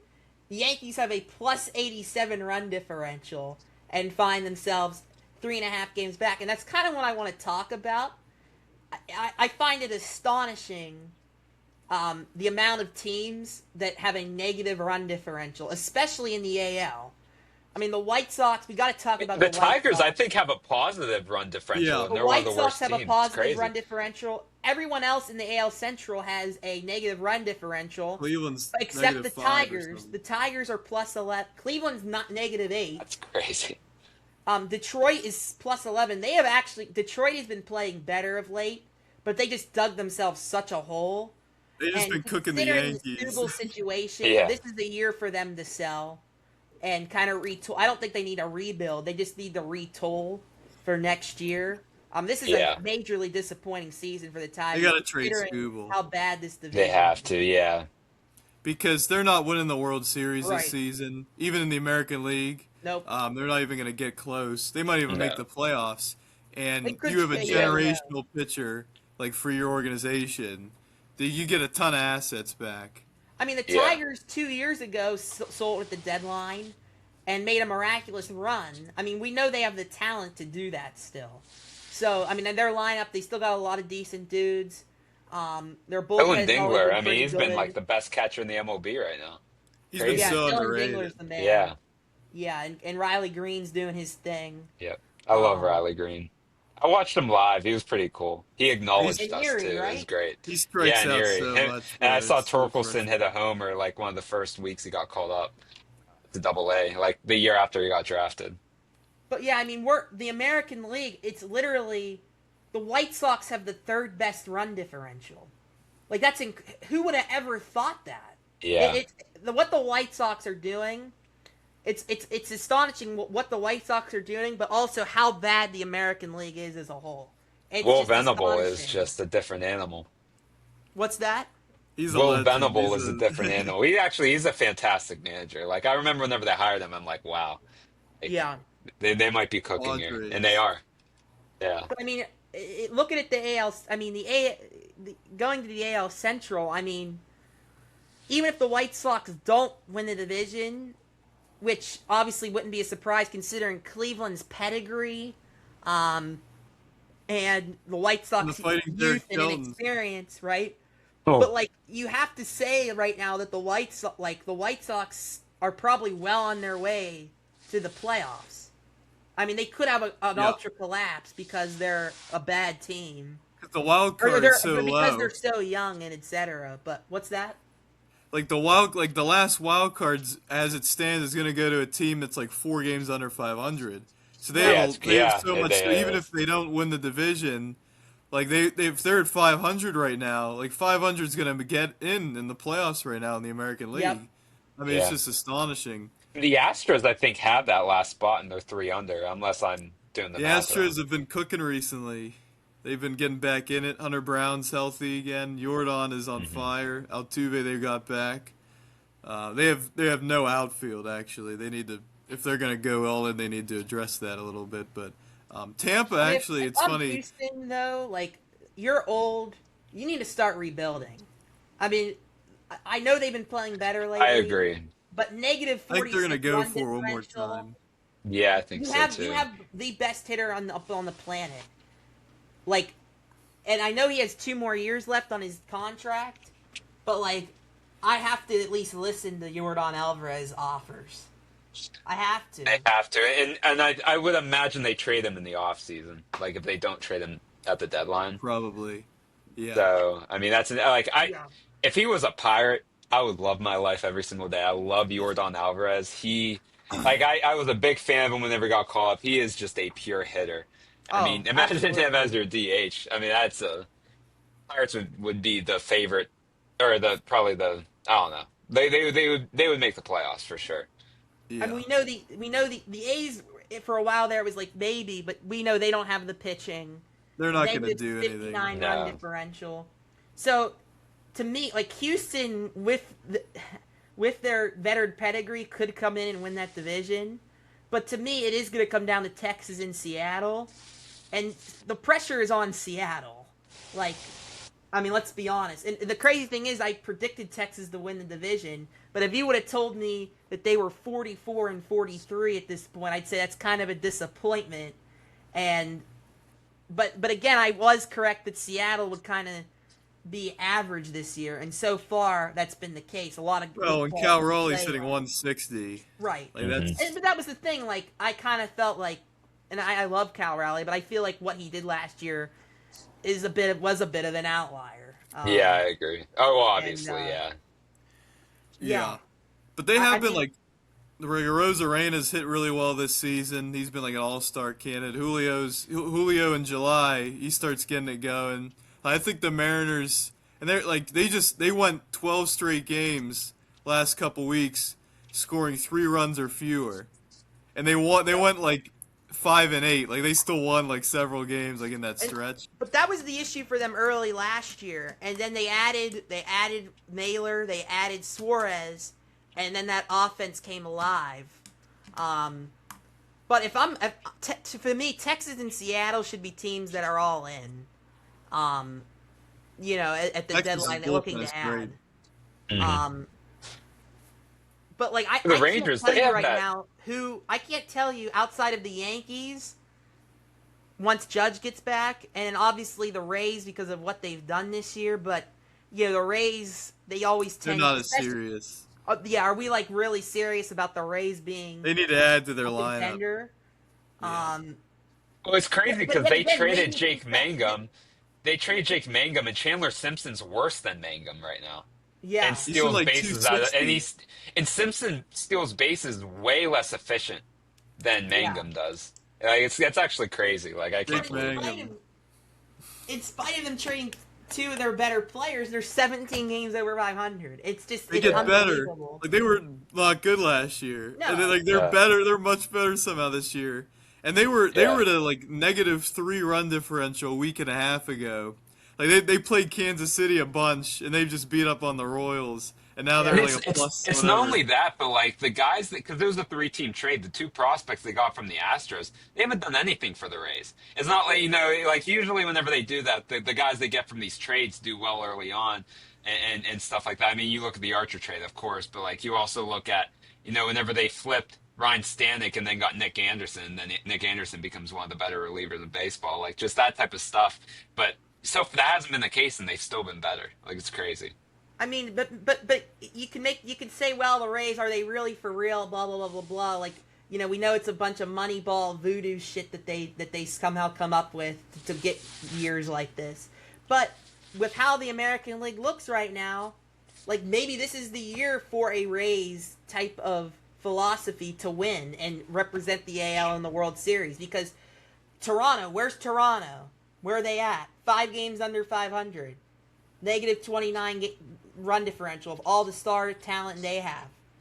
It feels like they've just been on a World Series sort of Hangover. sour slope. Yeah, hangover. I'm going to call it a sour slope since the start of the season. Baltimore, they added all this offense. Pete Alonso's doing his thing. No They can't pitching. pitch. Boston's Yeah. going to have to sell. And then you got the AL Central, which we kind of went over. Chicago, we love the story, but I mean they're not. They could make the playoffs, but they're not going to go far. There's so much pressure on the Yankees this season. Like this So, is like- like Yeah. the Yankees have got to make the World Series, bro. Like this is like Yeah. just handed to them on a platter. But And I'm to not me- worried yet, but The most realistic team to actually challenge the Yankees are the Seattle Mariners. But again, what have they because of their pitching? I think Toronto What have still, they shown but- this year? What have they shown? They're not winning Right. their own division right now. So right. I do think like Texas has been playing a lot better recently, and Yeah. that'll be an interesting. Yeah. Now Wyatt Langford just got hurt again, and he was like Yeah, I hitting know. better. But who's the they Rangers just- closer again? He's been really good. They have Jacob Latz. Is he their closer? Yes. Or is he? Yeah, like he's been I've just- getting a lot of he's been great. saves. He's been. I mean, it's crazy. I've never heard of this guy, and he's Yeah. getting a save like I feel like every other day. I remember last season, I was like, Texas, like, they have no bullpen. And then they had, like, the 3rd best bullpen in baseball. And then this I mean, year they're it's- grading the bullpen again. It's like Relievers no are name the guys most are good. inconsistent because of the sample size. Like one pitcher could have like 4 awful outings and then their ERA is over 5. Like it's just really weird. Like with that. But it's just tough to gauge. We got to talk about, hey, this team's 2 games back of the Pirates. They're not in the same league, but I mentioned them briefly, but the Fighting Derek Sheldons are hanging around there in this I was just wild thinking card. that. Yeah. Yep. And I mean, they're only like Buxton- half a game out or something. If the They're, if the Twins win 77 games in the first year under Derek Shelton, considering all the issues with their ownership, and seemingly Trading going everybody into last a year. rebuild, if they win Yeah. 77 games, like that would be a success for them. Oh yeah. I mean, And that's kind they're of where it's consistent. trending towards. It's so funny how consistent they are at like being mediocre because in their last 10 games they're 5-5. Home they're 22-23. Away they're 20-23. Like Yeah. it's very consistent all around. Like Yeah. a media, but like you can be mediocre in the AL this year.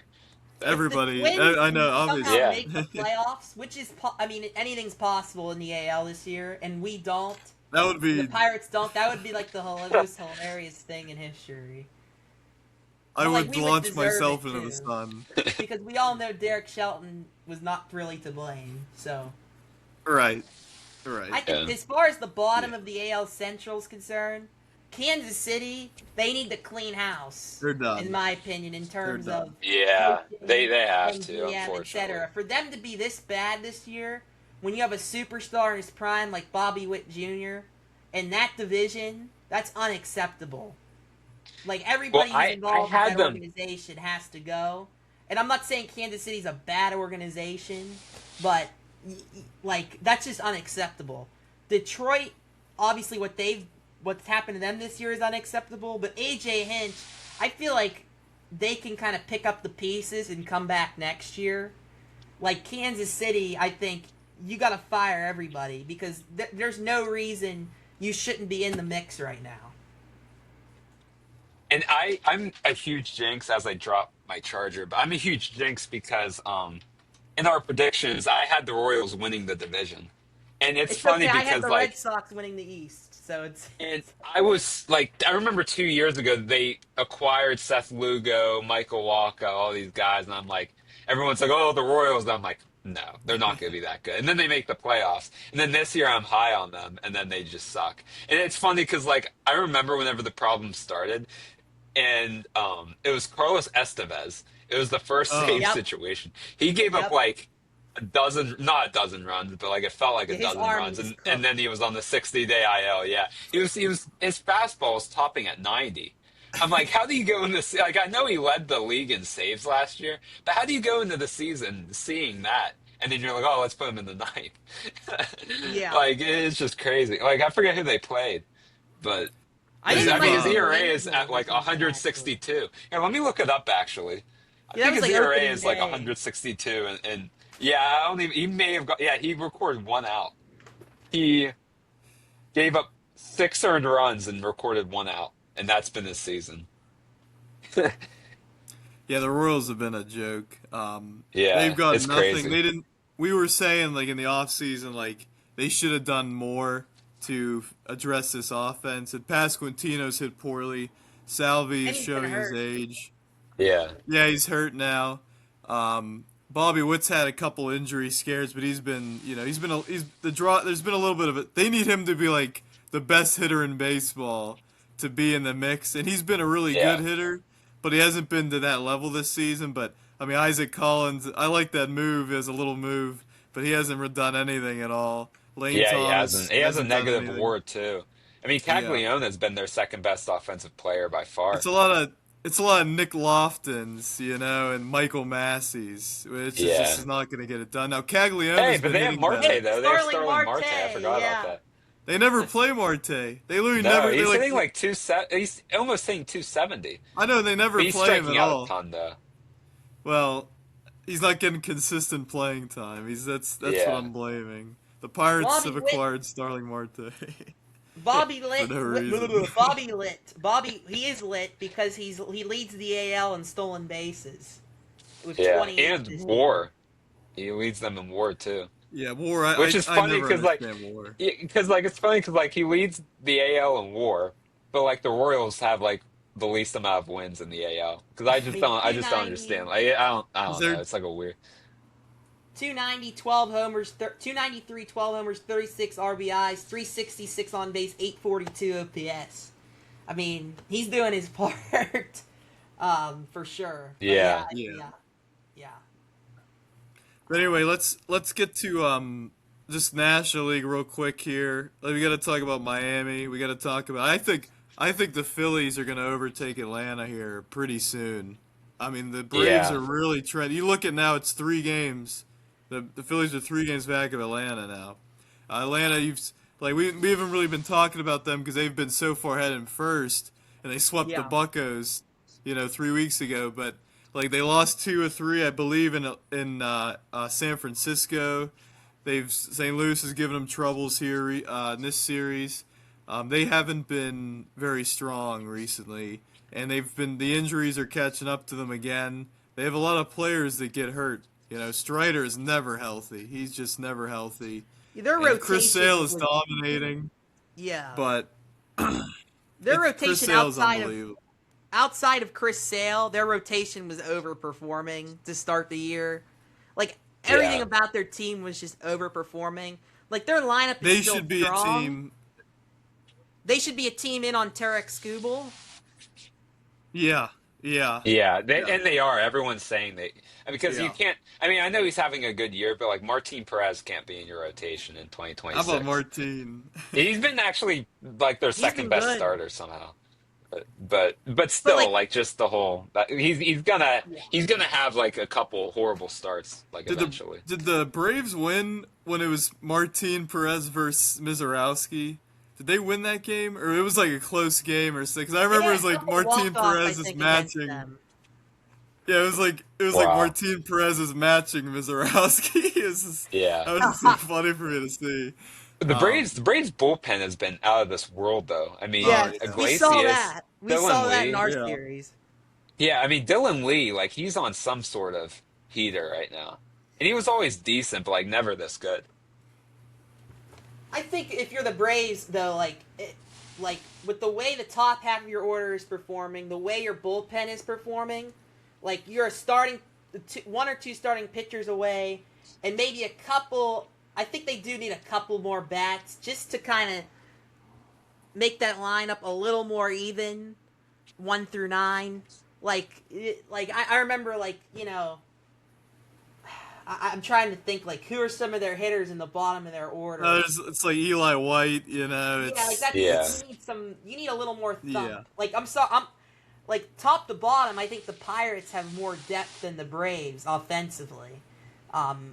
But obviously their top what Ozzie Albies is doing, and Michael Harris and Matt Olson, and then obviously another big thing, they're missing Acuna. I mean, he continues to get on the injured list. Yeah. That's another huge part. Obviously, if they can get him back and healthy and keep him healthy, Riley hasn't that'll been help. performing.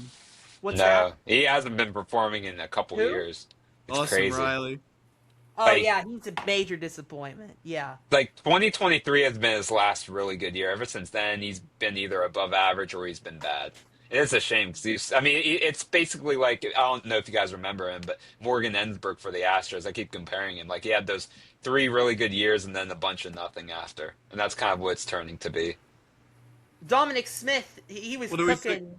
What's he doing? What do we Let's think see. of Miami? He's been decent, Dominic Smith, but he's cooled Yeah, off. he became their DH. He's been Yeah, I mean, better he's- than Ozuna, so. Yeah, he is. He's better than Ozuna, but he's not. I Right. mean, the Pirates have another Wow. option they could put at DH whenever all these guys are healthy. That would be better than Dom Smith. Oh, you want to talk about the Marlins, Nate, right? You said the Marlins? Yeah, we got to yeah. talk about the Marlins because they had the best June in baseball, and they had a tough series in Colorado. I'm not fully bought into them yet. Let's be honest, though. I think Colorado isn't as awful anymore. Right. When you go into Colorado now, it's back to being, and it was my whole life until the last 2 years, which is even though Colorado sucks, when you go into Colorado, it doesn't matter what their team is because their offense is going to score runs in that ballpark, and that's what we're back to. It's still tough to win in Colorado. That's disappointing to lose the series of the Rockies, but the Pirates lost a series. Teams have lost series of the Rockies this year. They haven't been as Right. awful. They've been But the Pirates back to ones, being tough at they- home. Yeah. The Pirates, it was just so frustrating because there were no runs scored by either team. It was just except for that third game. Yeah, I'm just saying that- generally, but yeah. You're right, but no, I mean, think Go ahead. I just like you look at Miami. Like I don't think you can trade Sandy right now. I don't think you No. can sell at the No. No, I deadline. I mean, don't think you yeah. aggressively buy. But like people are always like, the Marlins they got to trade Sandy. They never do. And then they were saying it this year, and when they were 500. Now they're a few games over. Like they have a solid rotation right now. Like Max Meyer's really good. You look at Oh. Sandy. Their bullpen's been great. And it's crazy. Whenever they drafted Max Meyer, that was considered a reach. He was like drafted second overall. Everyone was like, "Oh, Austin Lacey's better." Oh, whoever. And it's like He Austin hasn't even Lacey isn't made even the in the major league. leagues. No, I mean, like Max Meyer, it was probably the best pitcher they could have taken at that point, which is crazy. I mean, I know Emerson Hancock has been good and Reed Detmers has been better, but like Max Meyer has been elite, Isn't that and it's crazy been with really Reed cool. Detmers? You can Like he's just been in the league Yeah, for so long. Like the Angels brought him up immediately. Like I feel like yeah, he was like they do drafted earlier. everybody. Yeah, Yeah. as far as Santy's concerned, you can trade him in the offseason. You have a club option. There'll be teams interested. You can trade him in the offseason if you want to trade him. he throws a Um, ton of innings, which is valuable right. nowadays. I think you win. I think because let's look at the NL wildcard race. Like let's be honest here. Let's be honest. We're very honest on this podcast. Okay, Chicago and Philly are playoff teams. You know, maybe either Chicago or Philly catches Milwaukee or Atlanta, and it's something they maybe one of those two actually win their division. Right. But either way, they're playoff teams, right? We know Dodgers, Milwaukee, Atlanta, Chicago, Philadelphia. To me, all five of those teams are playoff teams, and I don't think that's going to change. Even though Philadelphia's run differential is +5, like with the hole they dug themselves in to be 10 games over 500, It was like they're a team, yeah. and they're old. They're an old team, so they're gonna go for it this year. I think they should be a team that is in the mix for Tarek Skubal as well, because yes, you have Zach Wheeler and Christopher Sanchez, but Wow. outside of that, That and you would have be Luzardo. But if one of those guys goes down, like your rotation, you have nobody in that rotation. So I I would, couldn't even if I'm that, imagine what's that? going. I was gonna say, yeah, I can't even imagine going to like a wild card series having to face Skubal and Christopher Sanchez, like And then two what, dominant, really? like that's But two like completely different types of lefty starting pitchers, and it's insane. similar, I feel like the Phillies and the Yankees. Well, the Phillies I think are even a more desperate spot than the Yankees because of how old their roster is, Yeah. and Yeah, is there going to be baseball next year? Like, Milwaukee is always vulnerable. The Cubs, they are what they are. It's literally if you can just get past the Dodgers, that's what it feels like to me. And we have to put the Braves in there. But the Phillies have had a lot of success against the Braves in the playoffs over the years. Like, you add in Tarek Skubal to that rotation, like, who's beating you? I would imagine that like Andrew Painter would be involved in that, and then Yeah. whoever else. But He's been yeah, that would be terrible, yeah. crazy. He has been, But but Aaron like Nola isn't cutting it. I mean, he's just no. bad. So Yeah.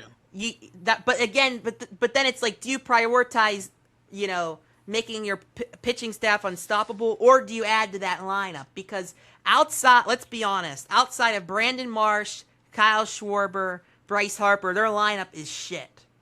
Like, Real Muto is not Yeah, what he used like to Trey be. Turner's catching fire, but like he hasn't Against He had a only good hits the the year. Pirates. He only Yeah, hits the Pirates. yeah, He's not that you're good right. anymore. And then Real Muto. I actually wanted the Pirates to get Real Muto.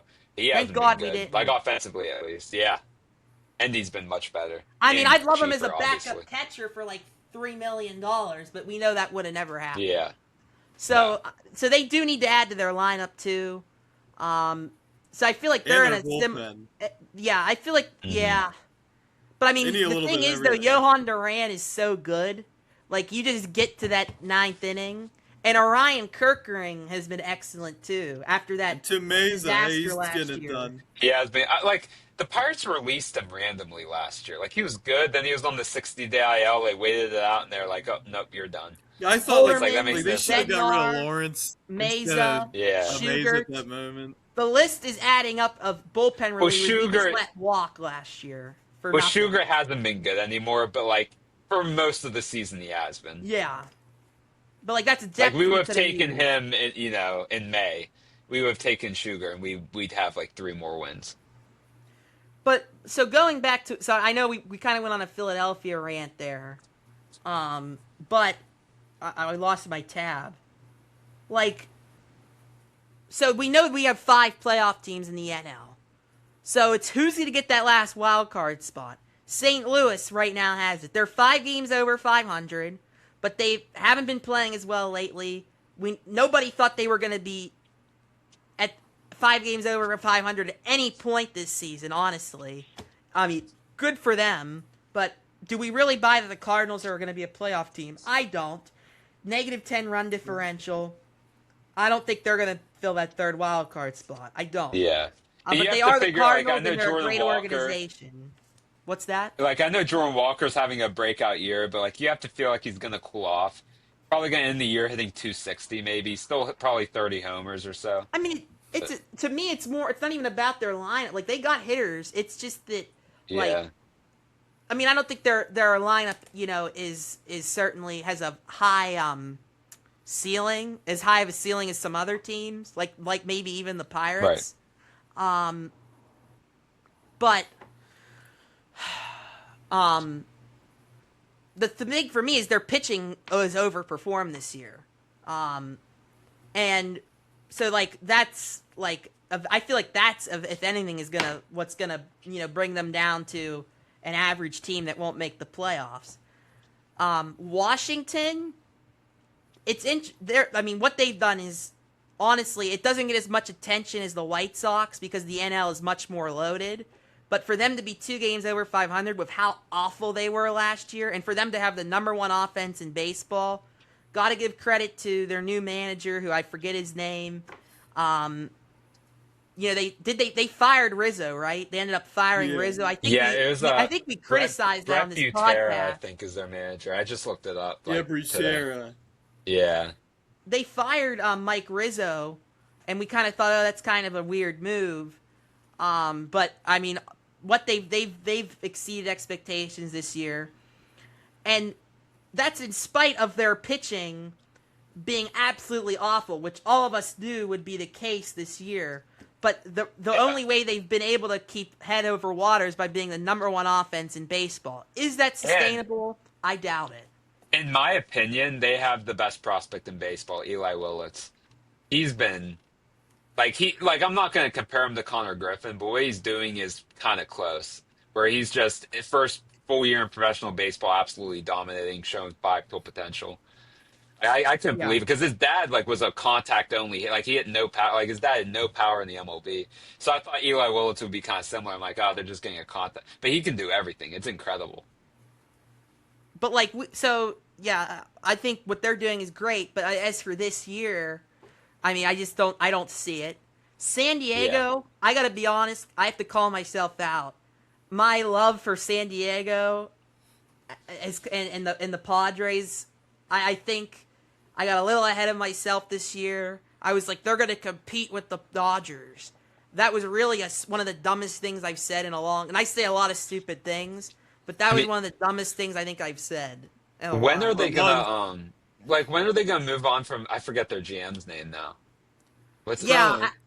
I feel like they have to. If he doesn't, he realize, go ahead.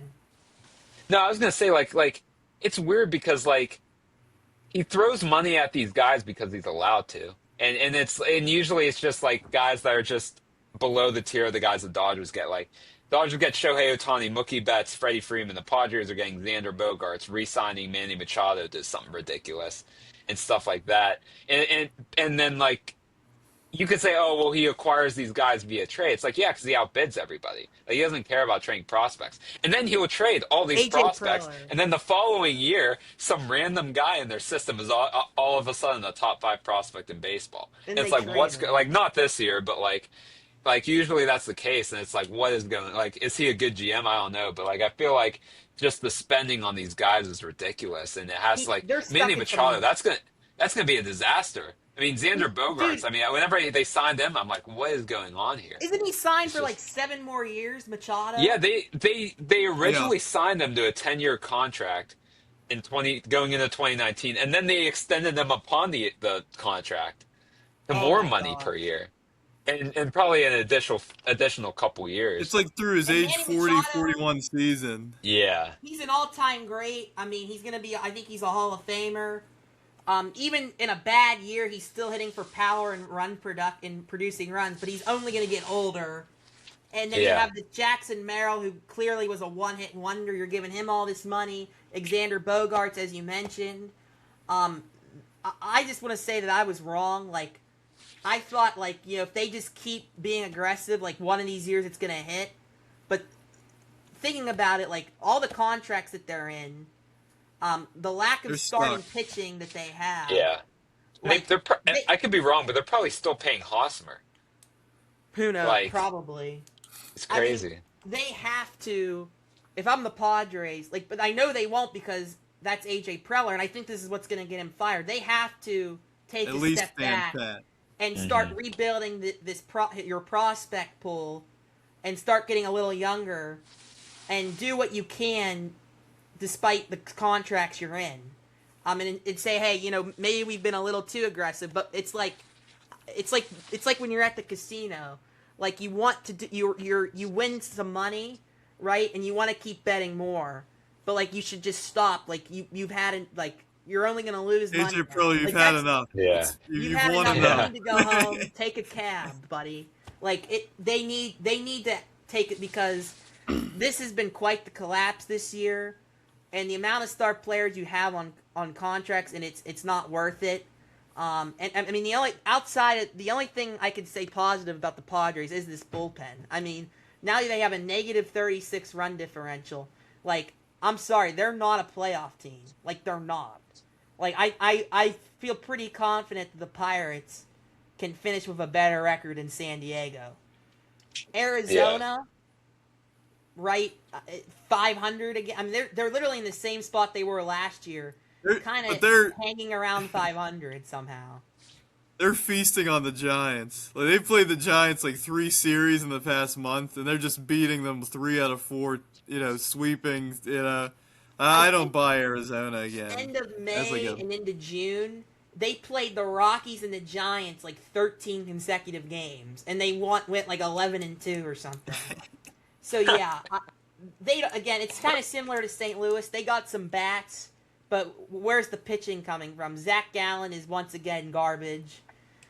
What they're in a weird spot. Like, I guess and they're paying so much money that pitchers, like, they still have Jordan Montgomery, right? They're still paying him. Because then they signed the big deal.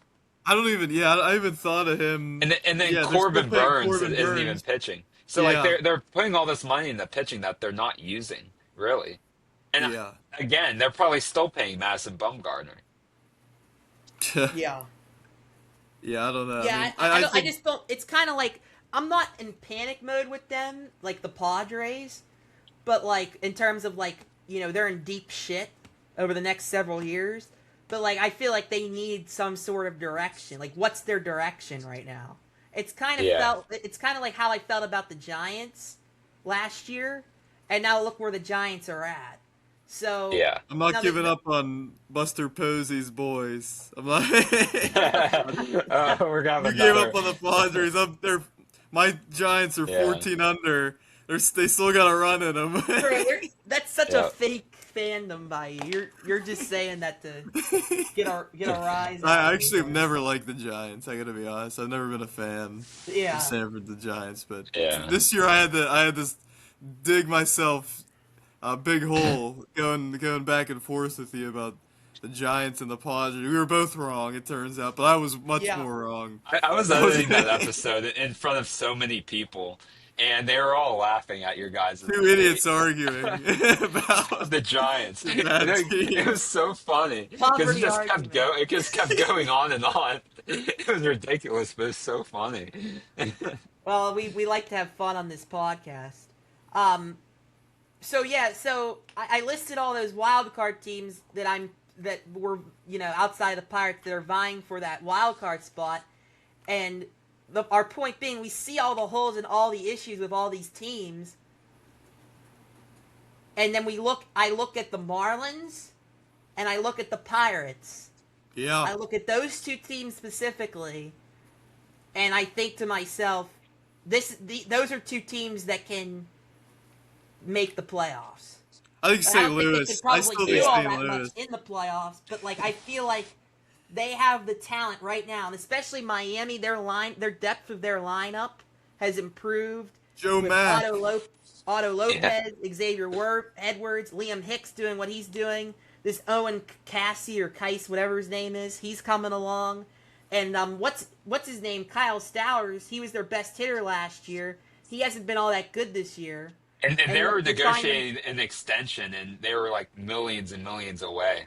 So yeah, and yet they find themselves 4 games over 500. They have a pretty solid bullpen.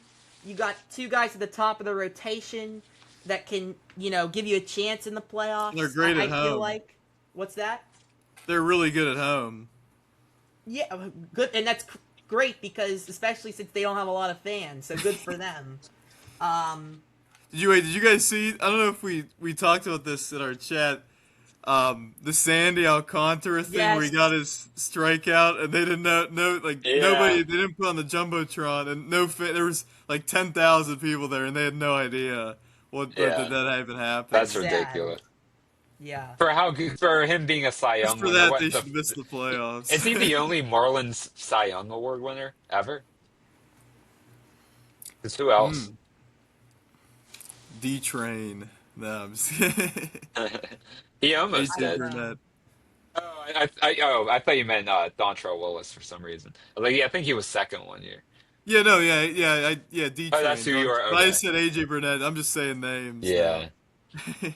But like, I think the Cardinals, like you can't count them out. I mean, they're crushing the Braves tonight. Unfortunately.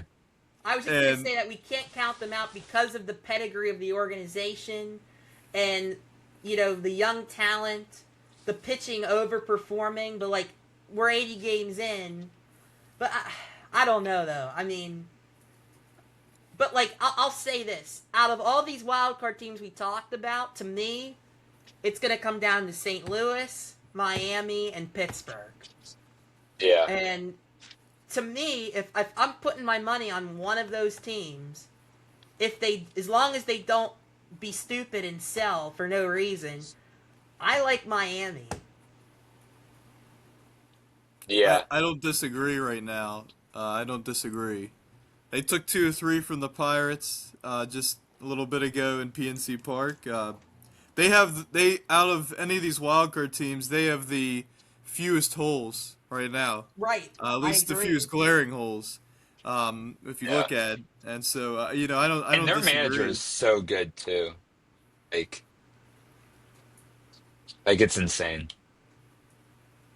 Yeah. So, but I honestly like just something about the St. Louis organization. Like I know their pitching, like it shouldn't be where it's at, like pitching wise. Like it hasn't been great, but it's been like much better than we could have anticipated. Like Dustin May has had multiple times flirting with a no-hitter, and Libertor is fine, and that McGreevy, you shouldn't be very good, is like pretty decent.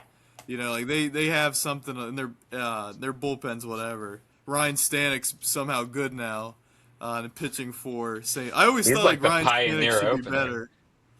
I remember one year he started like 27 games, had like 60 some appearances. Yeah, with and Tampa. only like 50 innings. So yeah, it was just a crazy season. He was like the face of their opener, like when they just introduced like he was it. the pioneer. And that's a pretty Yeah. cool thing to be able to tell people. Yeah. So I think it's between those 3. I would agree that Miami right now is the most complete team, and of those 3. But I do think San Diego's gonna be there as well because I think Machado's gonna heat up.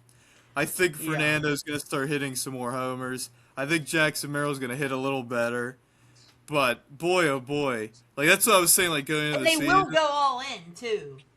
Yeah. They There'll be shouldn't, the and they morale shouldn't. of the team Honestly, is up. they'll probably explore the idea of getting Skubal. Watch. Like, that won't be out of the realm of I guarantee possibilities. it. They'll be in the mix somehow. Oh yeah. Yeah. Bro, they like look at the bottom half of their lineup on any given night. It is one of the worst you'll Disaster. see. Yeah. It is the most random people I've ever seen.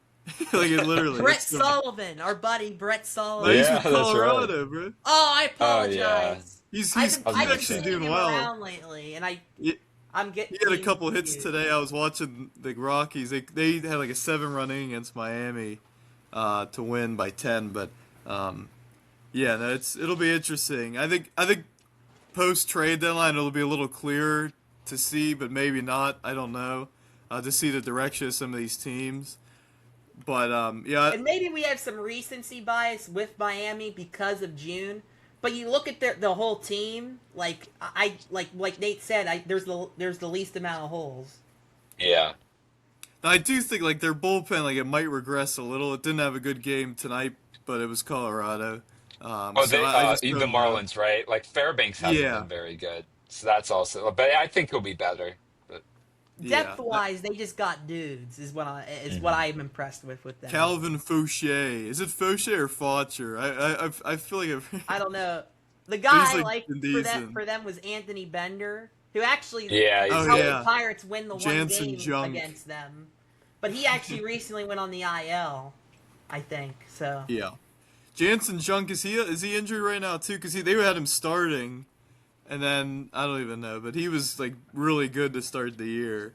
But anyway, because I saw this Instagram reel and it was like the most obscure MLB players. It was like 1%, and I completely forgot. I was like, I know who that guy is, but I could not remember his name for the life of me. And it was Jansen Junk. But whatever. Anything else, guys? Oh, we got to talk about the draft just real quick. Jake Bell, you wanted to talk about that? Yeah, I won't be too crazy.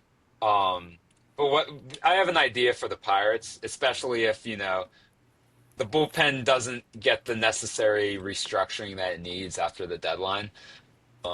Assuming he's available, I don't know if he is. He's a top five prospect, at least in my opinion.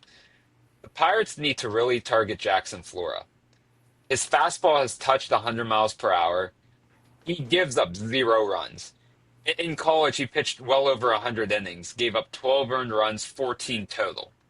So he's a guy he just doesn't give up runs.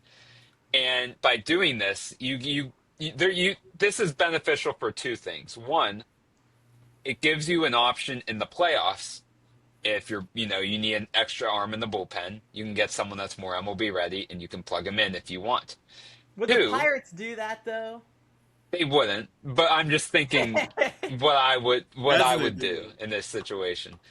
And two, assuming you're not gonna have Skenes for too much longer, Flora can come to the MLB team sooner rather than later, pitch alongside Seth Hernandez, possibly Bubba Chandler and Ashcraft.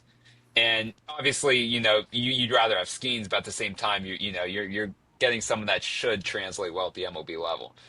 So those are two things to consider. I love Von Lackey. I think he's the best hitter in the draft.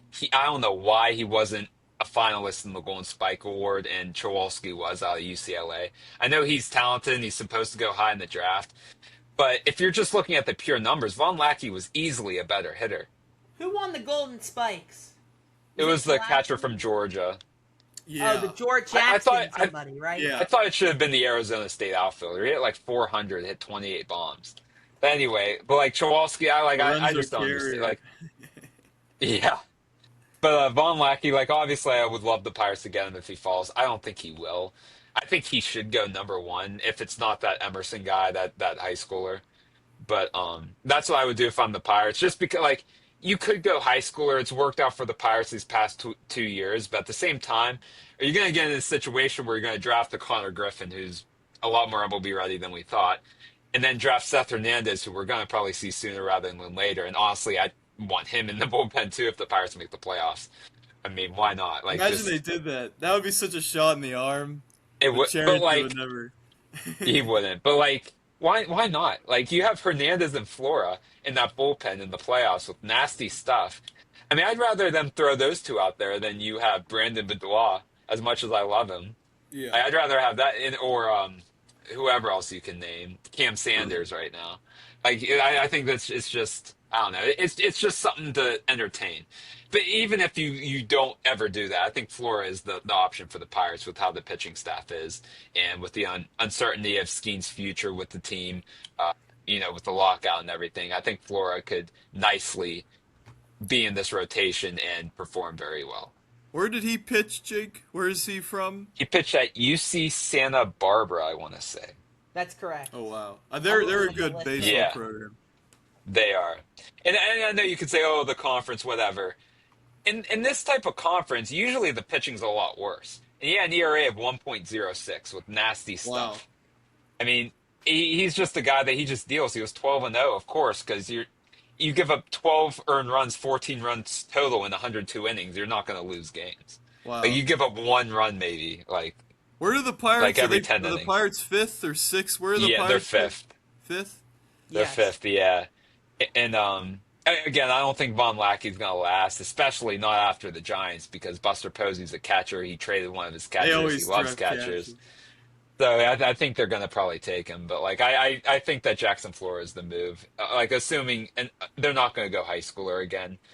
But I don't know if there's any high schoolers that are as dominant of a player right away as Connor Griffin and Seth Hernandez were, which I think the Pirates lucked out with. And Seth Hernandez, I want to talk about Seth Hernandez. MLB Pipeline, what are we doing? They had him as a top 3 prospect, and then they drop him down to 7th for no reason. I saw he was 7th. Yeah. Yeah, he's now up 6th, but they had Colt Emerson above him. That made no sense to me. And then now he's up 6th because Emerson's no I don't longer see it Emerson's with been Cole playing Emerson. for a month, hasn't he? Yeah, and now he's not a prospect, but it should be Eli. I think Eli Willits is the number 1 prospect. They have him at 3rd, and then I think it should be Seth Hernandez at 2. I don't understand. I don't get it. Jesus Made or whatever for the Brewers and Leo DeVries, they're overrated right now. I think Willits and Hernandez are the top 2 prospects, but that's beside the point. Yeah, so a couple quick thoughts. So is Grady Emerson, he's the brother of Colt Emerson, right? Or is that unrelated? I think so. Yeah, they're saying he's not the number 1 draft prospect. I don't know much about him at all, but Rock Chalosky, love the name, saw the swing. I think when you're paying more attention to the drafts, and I haven't paid. Jake Bell, the 3 of us, pays more attention to it than all 3 of us. But watching what the Pirates have done, what some of these teams done, and seeing the outcome of a draft 2 years ago, right? And having guys come up quicker and quicker and quicker to the big leagues than ever before. When you're in the top 10 of the draft, outside of specific scenarios, you should be, and I think the Pirates have done a good job of this. Maybe outside of Henry Davis, obviously. I think that was more of a financial thing, them picking him, right? We've talked about that. But with Connor Griffin, with this Seth Hernandez, they went with the guy on their board that had the highest ceiling, right? And I think they ranked their board based on the guy that they thought had the highest ceiling. So I think Rock Chalosky is... I don't think there's a lot special there. I got to be honest. To me, he's very similar to Dansby Swanson coming out, drafted very early at shortstop, because he could play a good shortstop, but he's not gonna be that generational offensive type of talent. He's just not. And you hit 320 in college with an aluminum bat, you're not gonna hit the same at the MLB level. And Dansby Swanson's had a fine career. And he's a valuable player. Yeah. But yeah, so I think that the last 2 years the Pirates have done a good job. And I wasn't a high on the Connor Griffin pick because I was thinking, okay, what do the Pirates need right now? And when it comes to the MLB draft, even though guys are coming, and even though hold on, I need to reword this. When it comes to the MLB draft, with guys coming up quicker and quicker, you don't need to worry about getting a guy right now. Because if the guy has a high enough ceiling, like a Connor Griffin, like a Seth Hernandez, he's going to be here quicker than you think. Even though he's younger than some college guys, right? They're going to be there quicker than you think because of their ceiling. So, go for the best player available. And when it came to Griffin, I was like, we should go after an offensive player that can come up now and it's out of college. But outside of J.J. Weatherholt, I mean, Jack Caglione isn't better than Connor Griffin. He was out Well, of we college, right? wanted Braden Montgomery, and Montgomery got called up after Griffin, like a month Right, after and I think Griffin did. Montgomery might be a decent player, but he's no Connor Griffin, right? So, and I think that was the guy I wanted, actually. So I've come to the realization, after, watching these things play out, go for the guy, especially when you're in the top 10. Don't go for need. Go for the guy with the highest Yeah. ceiling. And now over the last several years, the Pirates' need has been offense. But now, you can't say that It's best players, organizationally, you Mhm. can't say organizationally they need more offense than pitching, because all of these young pitching prospects, a lot of them have come up now, right? Ashcraft, Jones, Skenes, Chandler, they're up in the big leagues now, right? So to me, yes, you got Seth Hernandez, but keep refueling your pitching prospects, right? And I think this Jackson Flora, he's definitely, it's not a big, I've heard it's not a great class for right-handed pitchers, but Yeah, it's not. he's clearly the best of the bunch. By far. And he'll be here quick. And yes, he's not a high school arm, but I think he has the highest ceiling. I agree with you, Jake Bell. They should go with him. I wouldn't be mad necessarily. I've heard good things about this Jacob Lombard. He's the brother of George Lombard. Honestly, I think correctly? George Lombard is the most overrated prospect. Sorry, Brian so maybe Cashman. his brother Jacob is better. I mean, he's Maybe. a short. Right. He's younger. He's out of high school. He's a shortstop. They have him 5th here on the list. Now, a college bat that I really like, and I think he's the safest. I don't think it's a pick the Pirates would make, and I think it kind of would be underwhelming, but I really think he's going to be a really solid, really solid big leaguer, but I don't really know if his ceiling is that high, is Drew Burress. I really like the swing. Yeah. I think he's is good. I think he's going to be a really solid hitter, but the athleticism is okay, and he's he's like 5'10". Like this, I don't know how high the ceiling is, but I think whoever drafts him is going to get a player who's going to produce pretty well at the big league level offensively. Mm-hmm. I have nothing to provide. I agree with everything that was said. Usually I'm more locked in for some MLB drafts because the Pirates are, bad.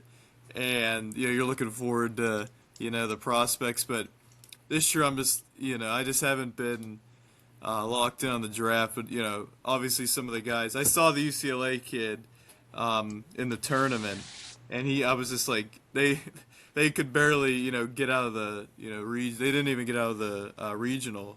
And Yeah, they didn't do well. No. And so losing to St. Mary's in baseball, which is something else. But Something to behold. yeah. Hey, real quick, this is, this is the longest episode probably in our history. If you're still here, I like to Yeah, shake well, your hand. Yeah, you'll be our So- next guest. How about that? So, I mean, what the hell? I mean, we might as well just get through everything. Two quick things I want to ask you guys about.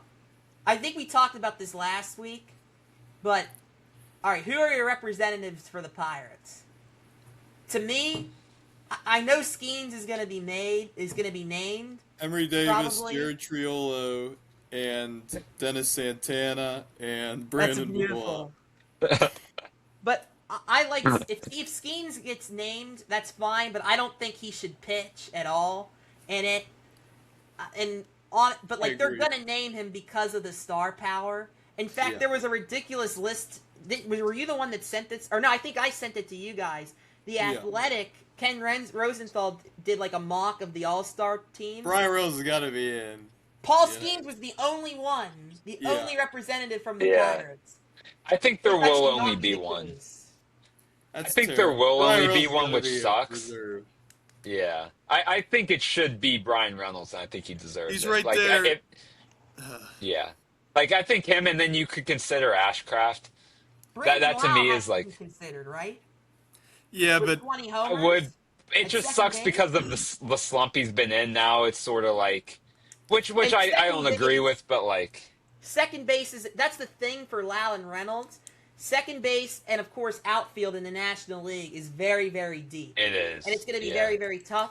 But I feel like one of those two guys have to be in, or it's an obvious case of the small market. No one gives a shit about the small market team, and we're just going to take Skenes and, have him be on the red carpet with Livy Dunn because that's what we need to do for the ratings. And I get If you're that. the MLB, why wouldn't you want a 20 homer guy at second base instead of, a Terang or, I would say like Yeah. Terang should be an all-star. I think Terang's been Well, tremendous. honestly, the MLB put out their the starters for the All-Star, and I think they rigged it a little bit because there are guys that were clearing with votes, and then all of a sudden, Nick Kurtz is now the starter at first base instead of Vlad Guerrero Jr. He should be. I'm He glad should be. they No, did I that. agree. I'm glad But I think rigged they it. rigged it because there's no way. Like I don't think he got more votes. I But who completely knows? support that. That was Yeah, I such a do too. disgrace. Well, no, I agree with the MLB rigging. I'm just saying that, Yeah. I saw the starters. I'm like, this isn't what I saw 3 days ago. Right. Like, unless something And drastic nobody was happened. voting for Nick Kurtz. It was crazy. No. Vlad No. Jr. The fans that was just the thing. Vlad Jr. I love Vlad Jr.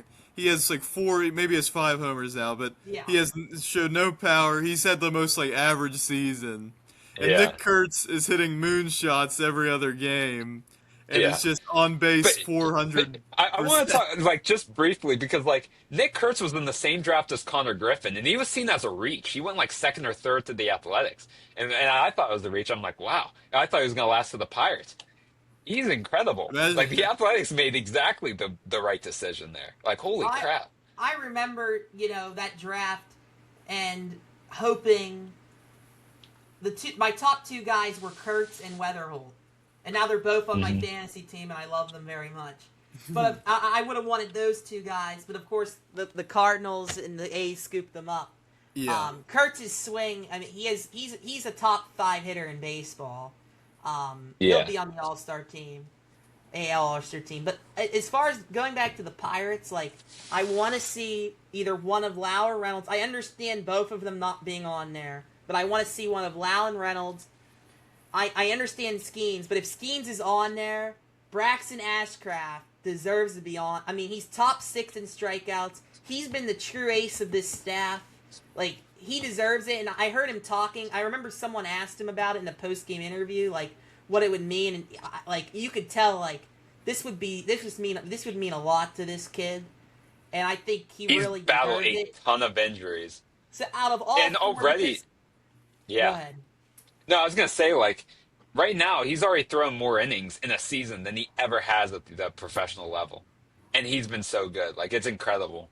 I didn't think he'd last as a starter. I thought he'd be a very good reliever. He's proven me wrong completely.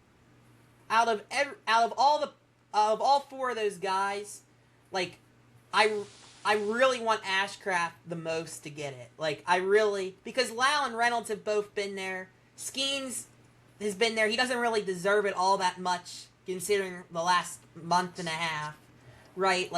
I really want Ashcraft to get it. I really hope. Honestly, if Braxton Ashcraft went to the All-Star game and Brandon Lau and Brian Reynolds got to go to the beach for a week, I'd be more than happy with that. I'd be okay with that. Yeah, as long as I don't want anybody in the home run derby. Please do not pull Brandon Lau into the home run derby. They might. They'll probably Timing explore getting Cruz messed again. up. Just Esmerlyn no. Valdez, home run derby. Wow. No. No. That would be the No. beginning of an end to his career already. Yeah, the home run derby. We talked about they fixed their format, which is good, Which is but to what I pretty much wanted it to be. So I'm excited Yeah. for it this year. Although it's on freaking Netflix, which is a disgrace. oh, is it? What? Because I believe ESPN's so. done with yeah. That's bad. Well, So who do we want to see in the derby? I got 4 I don't care. names that come to mind. I actually I want Hunter Who would? Goodman. I think you got it, dude. outside he's of gonna hit course, 30 he homers. crushes the baseball. yeah. He's gonna be on Cal Raleig's pace for homers as a catcher almost. He's got to be Well, in I it. I He's got to get assume in they're gonna target Kyle Schwarber because Phillies, with it being in Schwarber was my Philadelphia. second. James Wood was excellent in it last year. I'd love to see him back. Yeah. And then the guy we just talked about, Nick Kurtz. Did he do it last year? No, No, I I'd don't like think to see so. him do it. I'd love to see he was Yeah. like just coming up. Um, Trying to think. I would like to see Bucks. I love Byron Buxton. I would like to, but I don't he's a want guy him to that get needs hurt. the rest with all Yeah, I his know. injuries. Yeah. He needs the I know. rest. What about Jazz Chisholm again? Oh, good. Don't even put that in my brain. That was the worst home He'll have a run derby. lollipop in his mouth. Yeah. And maybe he'll do something this time. Boone. We gotta talk about Aaron Boone real quick. No, I'm just kidding. If they don't Who make else? the World Series, I think he could be a done. I don't know. I honestly like. Because Yeah. Brian Cashman, he has a lifetime. He literally has a lifetime Guys, contract. Guys, hear me out. Hear me out. As this podcast may officially go off the rails if it already has, and 2 hours and I think it 25 has. minutes I in. think it has. It might have an hour ago. Hear me out. Hank the Tank Davis for the home run derby. Wow, It'll fix his what a swing in the concept. I'm gonna reverse. tell you. It can't get worse. It'll reverse fix his swing, and he's gonna hit Imagine- 250 in the second half of the Henry season. If Davis the is the Pirates make first the to ever playoffs. swing and miss at 5 straight batting practice pitches in the home run Pop-ups, derby. the pop-ups. No one's popped. 5 never straight seen more foul balls. pop-ups in our I'll just lives. go foul every time. I would actually like full on watch that and just dumbfoundedly just root for I would Davis watch. the I whole would. time. That would be must-see TV for any It Pirates would be. fan. Like just to see what would happen. I mean, I'm serious, guys. Think about it and get back to me. Henry Davis. Well, I had a lot to say. We had a lot to say today. I tell you have what. something to say. No, I don't have anything to say. I didn't really talk too much this, but I was away a lot this week for side quests. But Jaylen Brown was traded, and we'll talk Oh, for 5 shit. seconds about that. That was horrible. That was so bad. Can I talk about that You know real what? quick? I'll defend the Celtics. Jake Bell, I want to hear your thoughts, but I'm going to defend the Celtics on this a little bit. Go ahead. Go ahead, Jake Bell. So like, first off, like they disrespected Jaylen Brown so much. He carried that team to well over 50 wins without Jason Tatum a majority of the year, and then they're just like, "Oh, you're expendable now. You know, we don't really want you. Like this, none of this mattered. Like that's just ridiculous." They disrespect him so much, and then obviously, you know, he's upset about his name being dangled in trade rumors because he was the best player on that team the whole entire year and helped them get to a really good win total. And then they not only do they trade him, but they trade like they could have gone they didn't even explore trying to get Tyrese Maxey or VJ Edgecombe as like the main piece. They got Paul George and you Poverty can't say it's a fee. cost saving move because he's getting paid $50-some million. And then, like, the first-round picks aren't going to matter because the 76ers are going to be good. And the second-round picks, like, no one cares. Like, you don't get Draymond Green every single year or Nikola Jokic.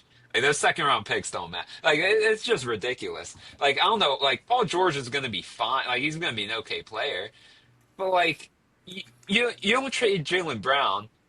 I'd rather them just get picks because maybe you just rebuild at that point. You're just taking on Paul George for no reason. And then he also has an option next year. I think a player option for $50 million again that he's going to accept. Because why wouldn't he? It's just ridiculous.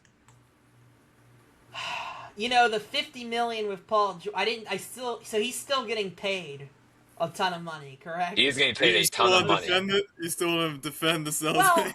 Well, okay, I think they had to trade him.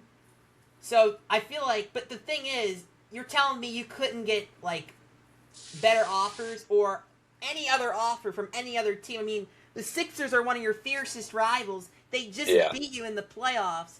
Like, and obviously if they're getting Paul George back, right? Like, How is that the strongest offer? you're not trying to rebuild if you're getting Paul George back. So like, I don't understand it. However, here's all I'll say. Here's my only defense. It's not a very strong defense, but they had to trade him. He obviously was becoming a cancer, and whether or not that was kind of, honestly, the fact that he was becoming a distraction and a cancer or whatever, a lot of that was because, like you said, Jake, he's been disrespected, and I kind of agree with that. However you look at it, the fact of the matter was he was becoming a distraction. He had to go. So my point is, the Celtics organization with Brad Stevens has a great track record. We were talking about Ben Cherington and his track record. Well, they have a great track record. They shouldn't even be mentioned in the same sentence. Yeah, that's true. That's my point. Like, let's just see how it plays out. Like, I trust the Celtics organization more than the Sixers organization. Maybe the Celtics know something about Jaylen Brown that meets more to the eye. Is that the right saying? Right? Because we've seen him dominate the league and carry a team without Tatum and arguably be the better player than Tatum in that playoff run, which they won the championship a couple years ago. So, I get all that. But Brad Stevens is a good GM. But again, maybe this is just, everybody gets hired to get fired. So maybe this is that straw that broke the camel's back here. Because it certainly doesn't look all that good. And you're right. I mean, if the Sixers are good, what the picks don't mean shit. I mean, you can use those picks to trade up. I mean, that's always, a decent... But, like, how far can you even trade up? So, I don't know. I tell you what. If Philly stays healthy, so they trade for Jaylen Brown, right? So you got Brown, Edgecombe, Maxey, Embiid if he stays healthy. They sign Anthony Simons to help their bench. Who's that? He's underrated, by the way. He's good. Yeah, but he he's not great defensively, but yeah. He was actually on the Celtics last season. He's like a slasher. He was with Portland for a while. He was like he was the Trailblazers main scorer for like a couple But it's years. kind of like, I don't know, but he's a good bench. He'll be a good bench piece for them. They bring in Dean Wade, Cavs legend. Yeah, I'm gonna miss Dean. I like Dean Wade. But he just couldn't. I don't know how his 3-point. He never hit threes. It was just he was just not. He's just good reliable. defensively, and He was, and then you got Drummond. Like there's some more depth now with Philly. Like I like their team right now. I don't understand the trade for Boston. I don't know how they're I know Giannis is better than Jaylen Brown, but compare the offers and compare the trades. I mean, the Bucks got 5 players and picks for Giannis. The Celtics get the picks and then just Paul George, who plays 40 games a season and is obviously his no-show record in the playoffs is why he's been called playoff. My only thought is maybe the Celtics are going to use some picks because they can't be done, right? Like, they got to get another guard, and I think an issue for them in the playoffs was they didn't really have a good big man, right? Right. So you think they're going to use those picks to build some more depth and get some more talent around Tatum instead of just having the one star player who's a pain in the ass right now. Yeah, so they signed. So this is what they've done so far. So they brought in Mitchell Robinson. Oh, that's right. That's not a bad sign. He's good. Yeah, he's good. But they don't have a starting center. I don't know. And then they brought in a bench. Yeah. Yeah, and they also brought in the legend Mike Conley at the age of 39, I believe, or something like that. Jeez. That has been drafted in Boston's 2007. move so far. So they got to have something else in the works, though, like some sort of trade or something, because they're not just going to leave Tatum stranded with Paul George and Mitchell Robinson. The first video it shows Celtics make 2 major signings in Mitchell Robinson and Mike Conley. Wow. Celtics Digest? Yeah, I was like, what is this here? Celtics Today. I don't even... Yeah. That sounds like the AI, our AI buddy. That might be. That's hilarious. But, no, I was shocked when I saw that trade. I mean, I was just like, like Paul George is not a... Paul George was not even a thought even in the playoffs this season. Like he didn't. It was Maxey cooking, and Embiid was out for a while. It was really just like Maxey and an Edgecombe sometimes. I Paul George, he's only getting older. I just don't like that move at all. He's such a meme, but like, I mean, he's obviously a great player. I mean, he should have never asked out of Indiana. That was always like that was so. I remember when that happened. I was a young basketball fan. I liked the Pacers then. I was like, you got a great squad here. Like, why would you want out of Indiana? And it's only gotten worse for him. But he's got paid. He's got his money. Yeah. So, and then did they finalize Kawhi to the Raptors? that happened. Yeah. So that was the Raptors. Kawhi Leonard, Scotty Barnes, R.J. Barrett. They traded Brandon Ingram, right? Brandon Ingram was traded to the Clippers. He was in the deal, yeah. Where's Siakam? Indiana Pacers. Pacers, That's right. That's right. That's right. He was the only player for the Pacers last year. he played like 75 games. Yeah. Indiana, I mean, you got to think like they want to get back. I mean, they want to pick up where they were 2 years ago with Halliburton. Haven't heard anything about them doing anything. Yeah, they brought in Kelly Oubre, which is a nice bench player for them. But other than that, like they're just hoping on like Halliburton, Obi Toppin staying healthy. Nemhard had a great year last year. They'll be back. Halliburton's just so good. So anyway, and I just want to mention before we get out of here, USA. I got this on vacation. I'm such a USA fan. Team USA. They beat Bosnia and Herzegovina 2-0. Yeah, I was gonna say hang the banner. It is a hang the banner because they never really not. advance in this part of the tournament. But I am sad. I'm saddened because I've just learned that my second favorite country, of which I have heavy ethnicity, or I don't even know if that's the right term, but Croatia has been defeated in the worst, most brutal way by Portugal. They had a goal in stoppage time, offsides. It was off. They called it offsides. So that just hurts. It hurts for Luka Modric, who is like 41. I've always liked him. I've never been into soccer, but he's like 41, and he's like the greatest player in Croatia history. And Can't so I'm stand sad. watching soccer. I watched the game with my girlfriend the other night. What'd it you actually watch? Was What kind game? of exciting, but like, it's just like they just passed the ball around. Like, dude, they all were gassed at the end. It was like in double overtime or whatever, and they just passed the ball around, and and like the other team was just standing there, and it's just like, and then they always add minutes on. It's just like, well, you add minutes because there's now there's hydration breaks, so they always try to play.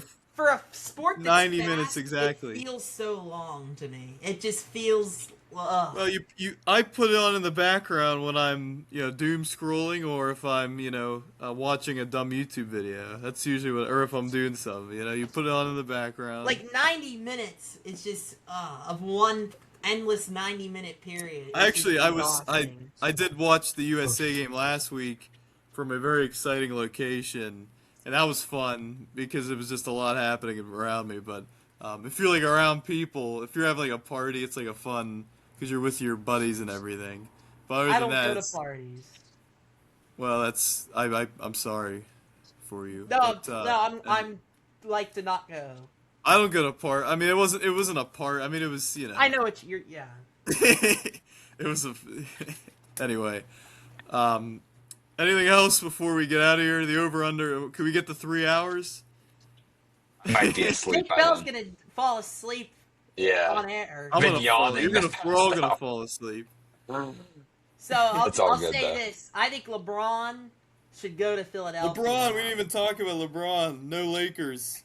Wow. I was like, he might actually be a Cav or a Warrior, maybe. The Cavs make no sense for him, though. Yeah, I agree. You're not winning anything with James Harden, and I like Donovan Mitchell. If It's just- James Harden's on that roster, Donovan Mitchell. and him You- and LeBron, you lose that is out. not going to work. That is not. You gonna lose work. out on a shooter in that spot, which they need. It's just weird. I don't know. The Cavs are not a win now team. I'm sorry.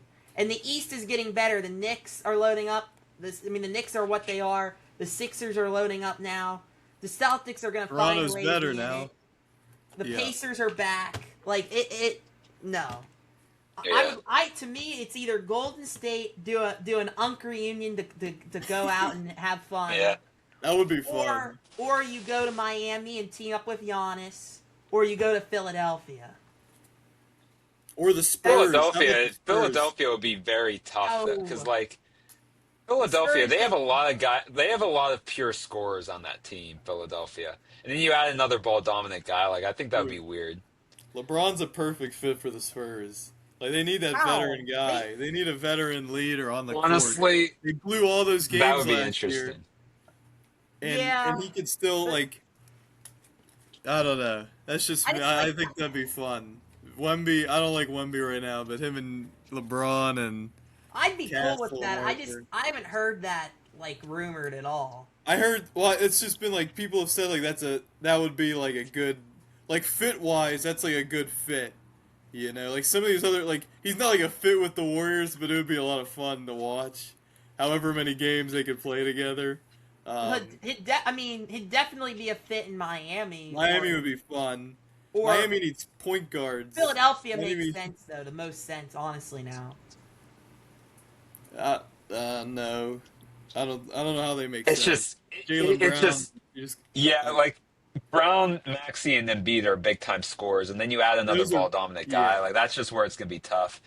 And And they're like, not, like, yeah, They're But, not like, going to be that's- great you're like- defensively. But like then you're the LeBron best. doesn't wanna Like if you play add defense. LeBron though, you're like the best. You're the favorites in the East. like on paper, sure, but like Is it just LeBron does LeBron care about being ball dominant? Is the question. If that's the case, then I would agree with you. Then don't go to Philadelphia.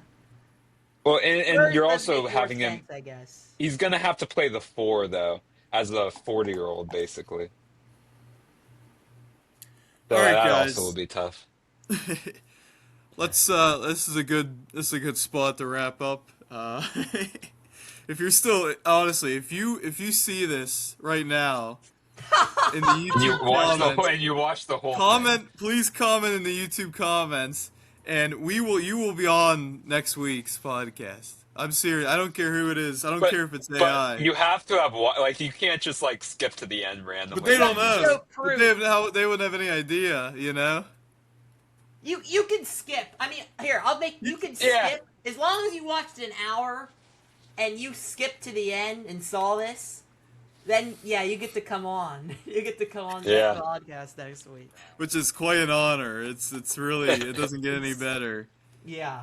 coming on sports podcast than this one. So, but anyway, thank you everyone for tuning in. If you're hearing me say this, to like and subscribe. Please, you better already be subscribed if you're listening to this. Yeah, right you now. had two almost 3 hours to do so. Yeah.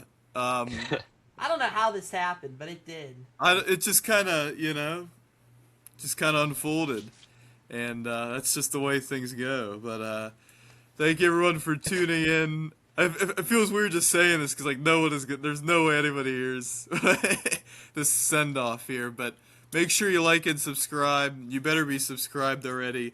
Follow us on our social medias. Have a good night. Have a good day whenever you're watching this.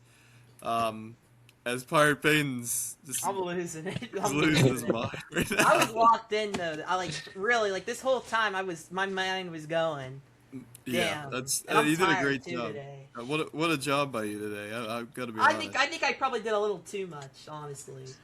Well, Like I talk too much generally, but anyway, goodbye. Peace. all right. Peace out, everybody.